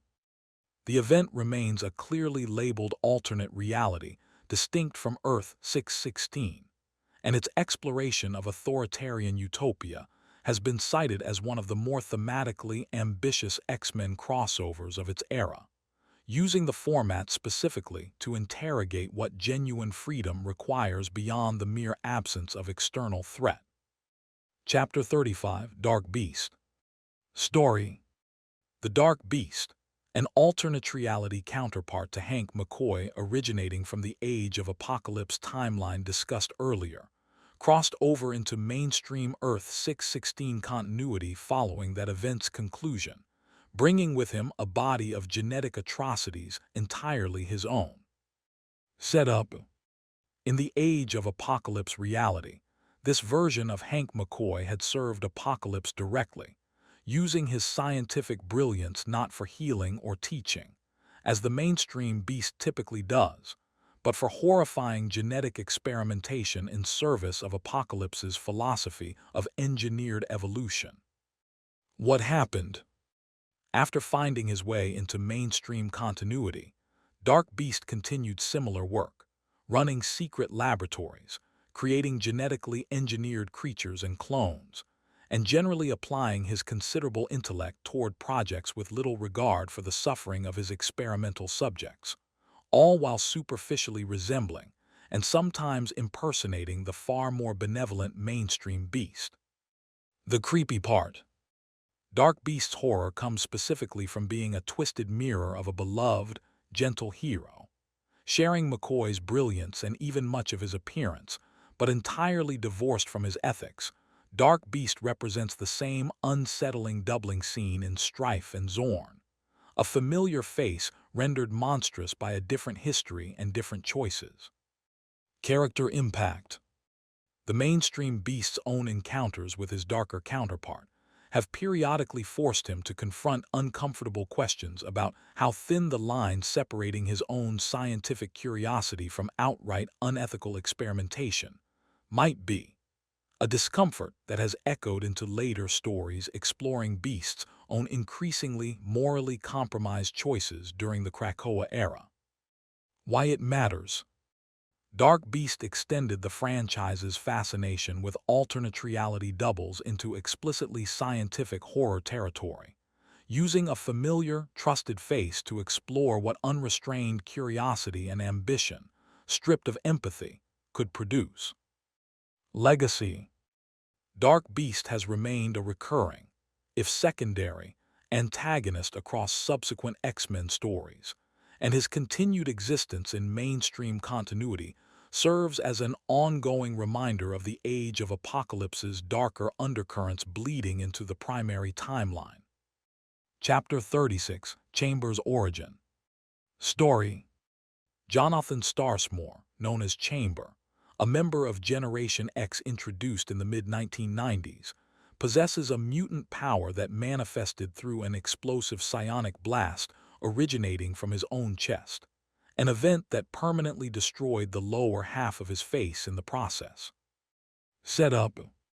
Jonathan's power emerged suddenly and violently during a moment of emotional distress, an explosion of psychic energy that erupted outward from his own body with no warning and no way to control or contain it. What happened? The explosion left Jonathan with a permanently hollow lower jaw and chest, through which visible psychic fire continuously burns, a permanent, irreversible physical transformation that fundamentally altered his appearance, his ability to speak normally, and his relationship with his own body for the rest of his life. The creepy part. Chamber's origin is a quieter, more personal kind of body horror than many of the other stories in this documentary. There is no villain to blame, no external experiment or attack. His own power simply erupted and permanently altered his body in a single, irreversible moment, a reminder that for some mutants, the source of horror is not persecution or manipulation, but simply the unpredictable, sometimes devastating nature of their own abilities. Character impact. Jonathan's subsequent journey involves significant psychological adjustment to his altered appearance and communication, and his story within Generation X repeatedly explores how young mutants must sometimes grapple with permanent, visible physical differences imposed not by any outside force, but by their own bodies. Why it matters. Chamber's origin broadened the franchise's exploration of body horror to include the possibility that mutation itself, entirely without malicious intervention, can sometimes be its own source of trauma and permanent physical alteration. Legacy. Chamber has remained a recurring character across various X-Men adjacent titles, his distinctive appearance serving as a visual reminder throughout the franchise that not every mutant power is experienced as an unambiguous gift. Chapter 37. Mastermind and the Hellfire Club's Psychic Torture of Jean Grey. Story. Before Jean Grey ever became Dark Phoenix, the Hellfire Club's Jason Wingard, known as Mastermind, spent an extended period systematically dismantling her sense of identity using his illusion-casting powers, a slower and quieter horror that set the stage for the more famous catastrophe that followed. Setup. The Hellfire Club, a secret society of wealthy, powerful mutants operating behind a veneer of aristocratic respectability, targeted Jean specifically because of her latent connection to the Phoenix Force, recognizing an opportunity to seize power neither she nor they fully understood at the time. What happened? Over an extended period, Mastermind used his powers to construct an elaborate false reality within Jean's mind, casting her as an 18th-century aristocratic mistress within a fabricated psychic fantasy, gradually eroding her actual memories and sense of self in favor of this constructed identity, all while she remained unaware that anything was being done to her at all. The creepy part. The horror here is quiet, patient, and deeply invasive. Mastermind does not attack Jean physically. He rewrites her internal experience of reality itself, replacing her genuine memories and relationships with fabricated ones, all without her consent or awareness, a violation made worse by how pleasant and seductive the false reality is initially designed to feel from the inside. Character impact. The psychological damage inflicted during this period is later understood as a direct contributing factor to Dark Phoenix's eventual emergence, meaning the horrifying scale of what followed can be traced directly back to this quieter, more intimate violation of Jean's own mind and identity. Why it matters. This story demonstrated that some of the X-Men's most disturbing horror does not require a single dramatic moment of violence at all, only a patient, deliberate erosion of someone's sense of who they actually are, carried out entirely inside their own head. Legacy. Mastermind's manipulation of Jean Grey remains closely tied to the broader Dark Phoenix Saga discussed earlier, and it is frequently cited by longtime readers and creators alike as the quieter, more insidious horror underlying the louder, more cosmic tragedy that followed. Chapter 38. SABR-38. Story. Sabretooth, Victor Creed, introduced fully as a recurring X-Men antagonist in the 1980s, stands apart from many of the villains discussed in this documentary because his horror is neither institutional nor cosmic, but simply, persistently personal. He is, in essence, a serial killer with a healing factor. Setup. Unlike villains motivated by ideology or grand schemes, Sabretooth's violence has generally been depicted as rooted in genuine, uncomplicated bloodlust, a hunger for violence that he neither disguises nor apologizes for across decades of appearances.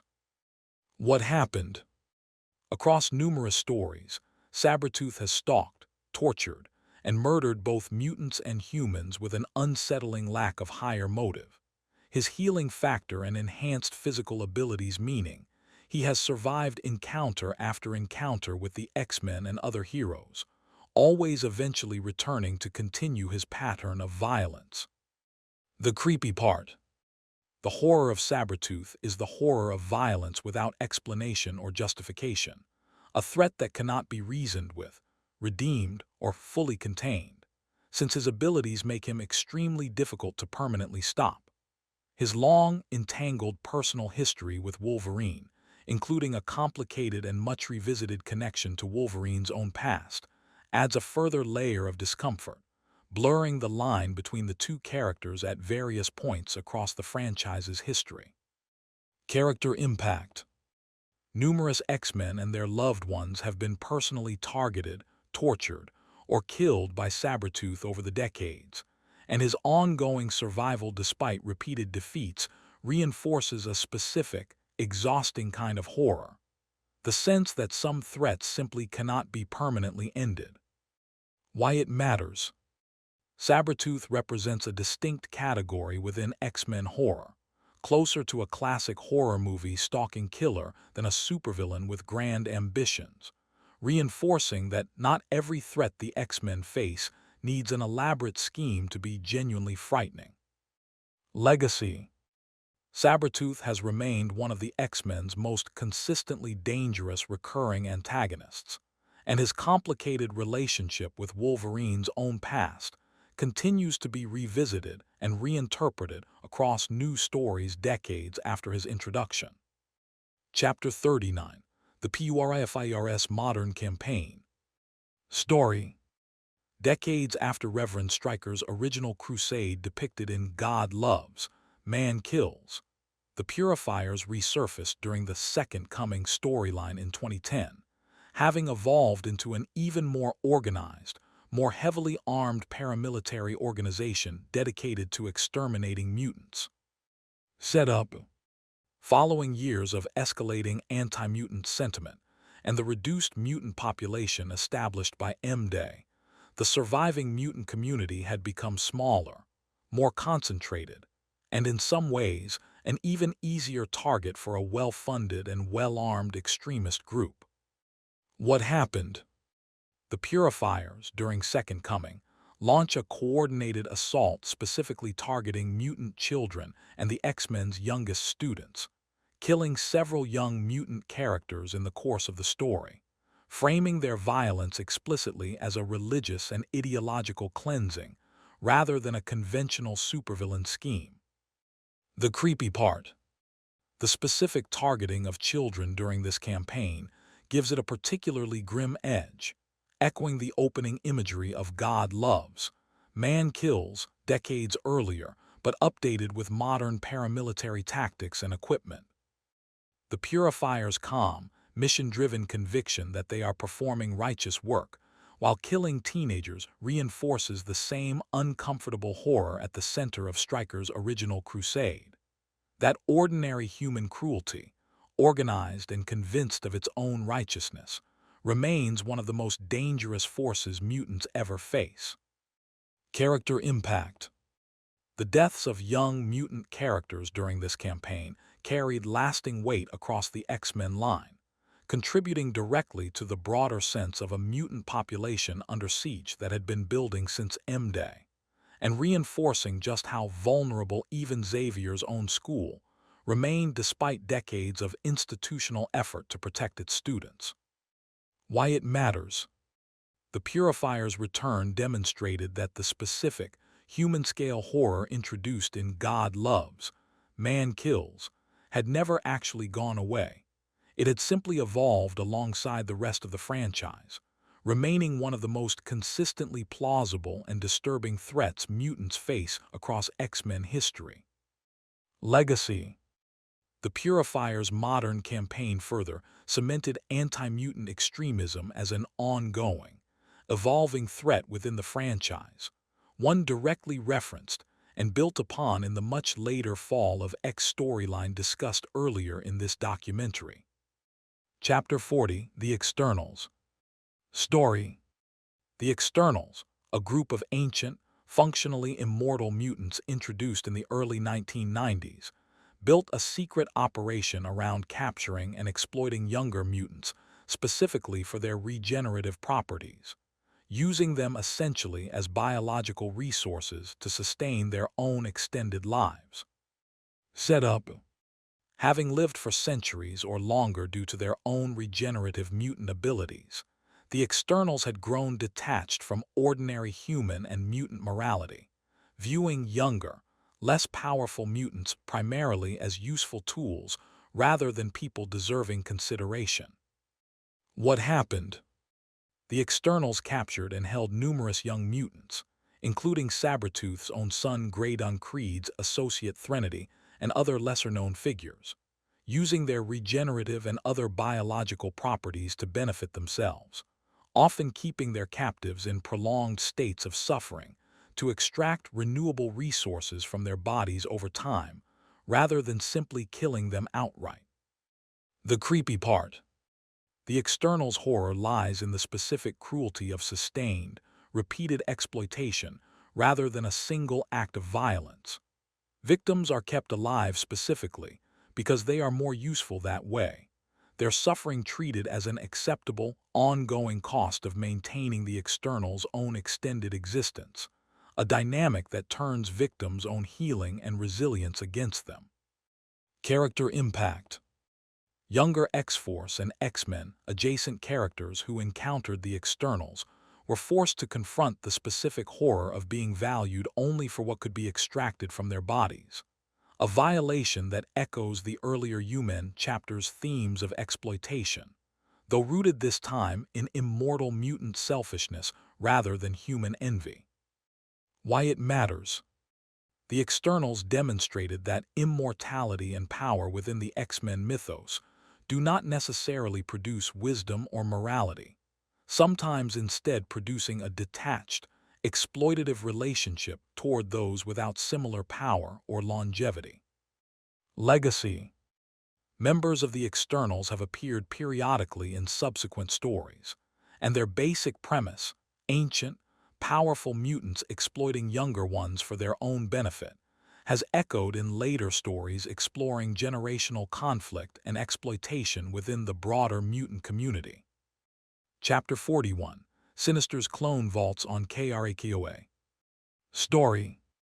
During the Krakoa era of X-Men comics, beginning in 2019, Mr. Sinister was granted an uneasy, closely monitored place among the mutant nation's ruling council, a decision that led directly to one of the era's most quietly unsettling revelations: the discovery of his private laboratories filled with dozens of genetically modified clones of his fellow X-Men. Setup. Krakoa's founding council, in an effort at pragmatic unity, allowed numerous former villains, including Sinister, a place within their new mutant nation, trusting in the island's own resurrection protocols and collective oversight to keep dangerous figures in check. What happened? It is eventually revealed that Sinister had been secretly growing and experimenting on clones of various X-Men within his own private facilities on the island, maintaining rows of duplicate, genetically altered bodies for purposes he kept carefully hidden even from his fellow council members, continuing his centuries-long pattern of treating mutant genetics as personal research material, even while nominally living as a trusted citizen of the new mutant nation. The creepy part. The horror here is the horror of a monster granted legitimacy, allowed to continue his atrocities from within the very institution meant to represent mutant safety and self-governance. Unlike his earlier, more isolated laboratories, this version of Sinister's experimentation takes place with the tacit, uneasy tolerance of people who know exactly what he is capable of and chose to trust him with access anyway. Character impact. The X-Men who eventually discover the full scope of Sinister's ongoing experimentation are forced to reckon with their own complicity in allowing him this access in the first place, a discomfort that echoes throughout the broader Krakoa era's uneasy moral compromises made in the name of mutant unity and survival. Why it matters. Sinister's continued atrocities from within Krakoa's own government underline one of this documentary's most persistent themes, that some horrors do not require outside villains at all, only enough institutional trust extended to the wrong person, and enough willingness to look away from what that trust makes possible. Legacy. The full consequences of Sinister's Krakoa-era experimentation continued to ripple through subsequent stories, reinforcing that even mutant-kind's most hopeful and unified era in the comics' history remained shadowed by the same patient, genetic horror that had followed the X-Men since Sinister's earliest appearances decades before. Chapter 42. Moira Mactaggr's Hidden Lives. Story. Revealed during the 2019 House of X and Powers of X event by writer Jonathan Hickman, Moira Mactaggart's true mutant power, kept secret from nearly everyone, including Charles Xavier and Magneto, for the entirety of her long relationship with them, is the ability to be reborn into a new life with full memory of all her previous ones whenever she dies. Set up. For decades of prior continuity, Moira had appeared to readers simply as an unusually important human scientist, an ally to the X-Men. Her actual nature as a repeatedly resurrecting mutant kept entirely hidden from both the other characters and the audience. What happened? The reveal recontextualizes Moira's entire history, showing that she has lived through numerous complete lifetimes, repeatedly dying and being reborn with intact memory, using that accumulated knowledge across lives to quietly steer Xavier and Magneto's decisions toward founding Krakoa, all while concealing the true, strange nature of her existence and her extensive manipulation of events across multiple attempts. The creepy part. The horror of Moira's power is existential rather than violent, an entire secret history, spanning multiple full lifetimes of manipulation and hidden knowledge, sitting quietly beneath decades of stories readers had already experienced.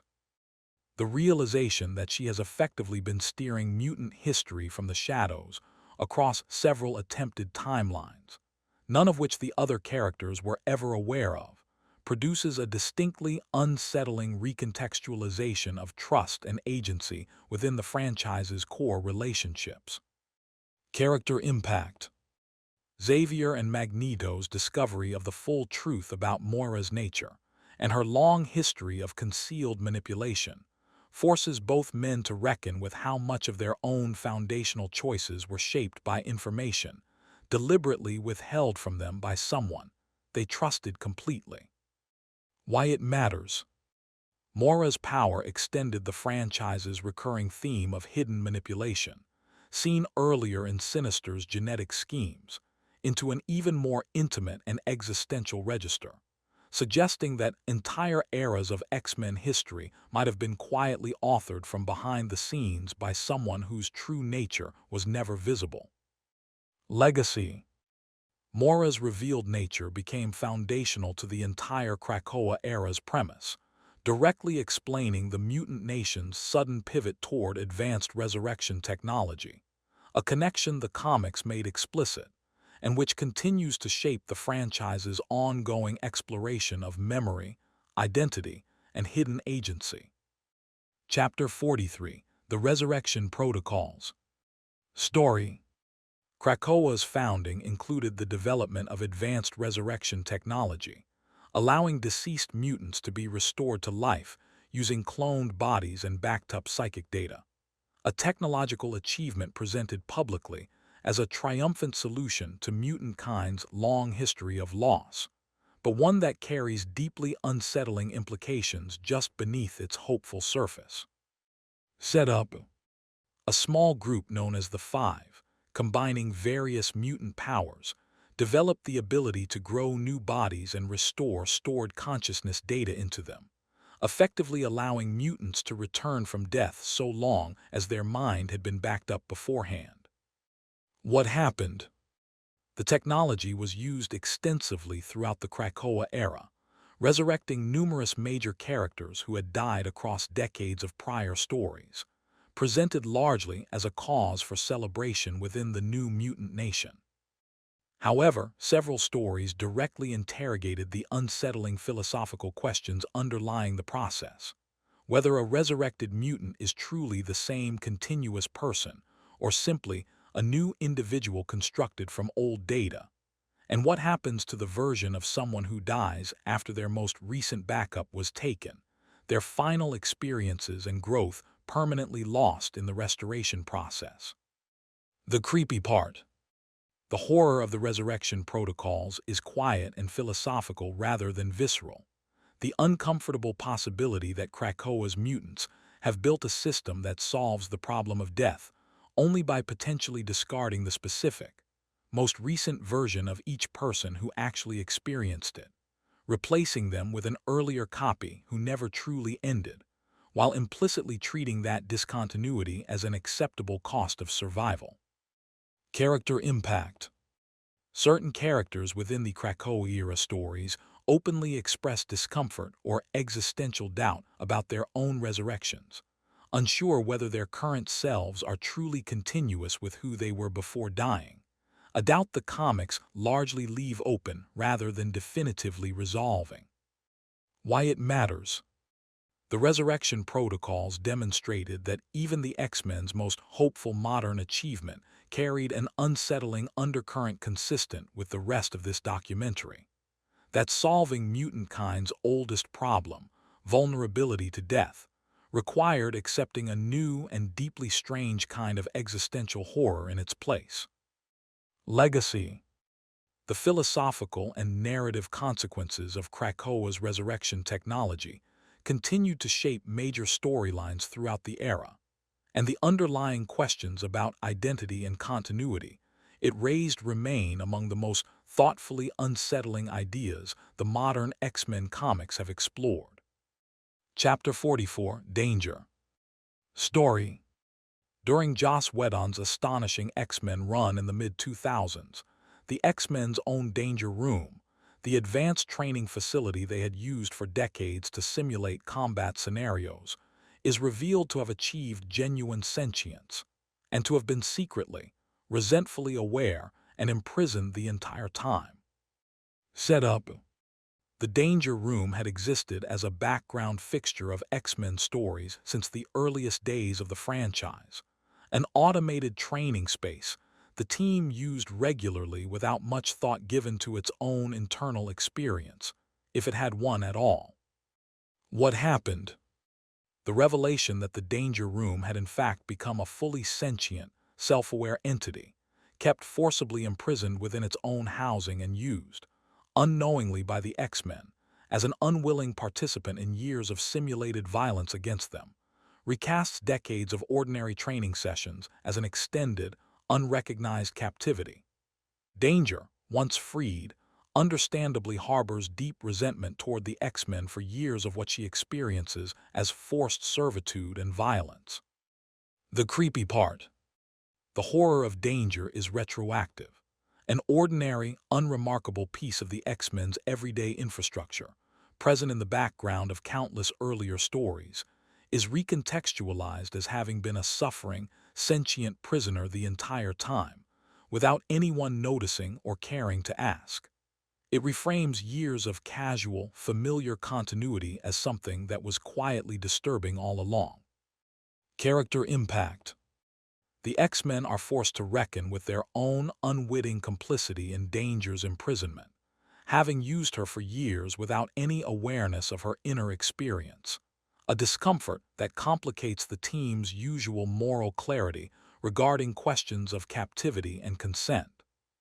Why it matters. Danger's reveal used a very familiar background element of X-Men continuity to interrogate uncomfortable questions about sentience, consent, and the ethics of taking a supposedly inert tool's compliance for granted, echoing broader science fiction anxieties about artificial intelligence and captivity. Legacy. Danger became a recurring, complicated figure within X-Men continuity following her introduction. Her ongoing relationship with the team, shaped permanently by the unresolved discomfort of exactly how she came to be treated as property for so many years before anyone realized what she actually was. Conclusion. We have now traveled through more than 40 stories, spanning 6 decades of X-Men comics, and if there is one thread connecting all of them, it is this. The X-Men have never really been a story about superheroes fighting monsters. They have always, underneath the costumes and the code names, been a story about fear. Fear of difference, fear of losing control over your own body, fear of losing control over your own mind, fear of being hunted simply for existing, fear of the people who are supposed to protect you turning out to be something else entirely, fear of the future and what it might look like if nothing changes in time. Some of the stories we walked through tonight were frightening because of what was done to mutant bodies. The cold, clinical horror of Weapon X, the parasitic implantation of the Brood, the harvested organs of the human, the branded, categorized future Bishop escaped from. Others were frightening because of what was done to mutant minds. The Shadow King's quiet occupation, Mastermind's patient erosion of Jean Grey's identity, Legion's war against himself, David Haller's fractured consciousness spilling out into catastrophe. Still others were frightening not because of any single villain at all, but because of what fear itself does when it is allowed to organize, to become policy, to become infrastructure. The Sentinels were never evil in the way a person can be evil. They were simply built, funded, and deployed by people who had decided that an entire category of human beings represented a problem requiring a mechanical solution. Bastion, the Purifiers, Reverend Stryker, Orchis, each of them in their own era represents the same underlying idea wearing different clothes, the conviction that mutants are not quite people, and that whatever needs to be done about that fact is therefore justified. And some of the creepiest stories of all were the quiet ones. Maura MacTaggart living secret lifetime after secret lifetime, never telling the people closest to her what she truly was. A trusted teacher at Xavier's school turning out to be Magneto in disguise. A training room the X-Men had used casually for years turning out to have been silently, resentfully aware the entire time. These stories remind us that horror does not always announce itself. Sometimes it sits quietly in the background of an ordinary life, waiting to be noticed. It is worth asking, at the end of a long night like this one, why a comic book about superheroes keeps returning to material this dark. The most honest answer is probably the simplest one. The X-Men were built from their earliest days as a metaphor for prejudice and persecution, and metaphors that are taken seriously tend to lead somewhere uncomfortable if you follow them far enough. A story about people hated and hunted for being born different will eventually have to reckon with what that hatred actually looks like when it is allowed to escalate. Internment camps, branding, extermination programs, communities slaughtered in their sleep. The X-Men comics, across 6 decades and countless creative teams, have generally been willing to follow that logic all the way to its darkest conclusions, rather than softening it for the sake of a more comfortable adventure story. But it is also worth noticing what survives, again and again, on the other side of all this horror. Kitty Pryde chooses to fight for a future she has already seen destroyed once. The X-Men keep rebuilding a school that keeps getting attacked. Krakoa rises, and even when it falls, the idea underneath it, that mutants deserve a home, does not disappear along with it. Even Moira MacTaggart, across every one of her hidden lifetimes, keeps trying again. That, in the end, may be the real reason these stories linger the way they do. It is not simply that the X-Men have been through so much darkness. It is that, story after story, decade after decade, they keep choosing to continue anyway. Thank you for spending this long, quiet night with us, walking through some of the strangest and most unsettling corners of X-Men history. If your eyes closed somewhere along the way, that is exactly as it should be. Rest well, and we will see you next time for another journey through the stranger corners of comic book history.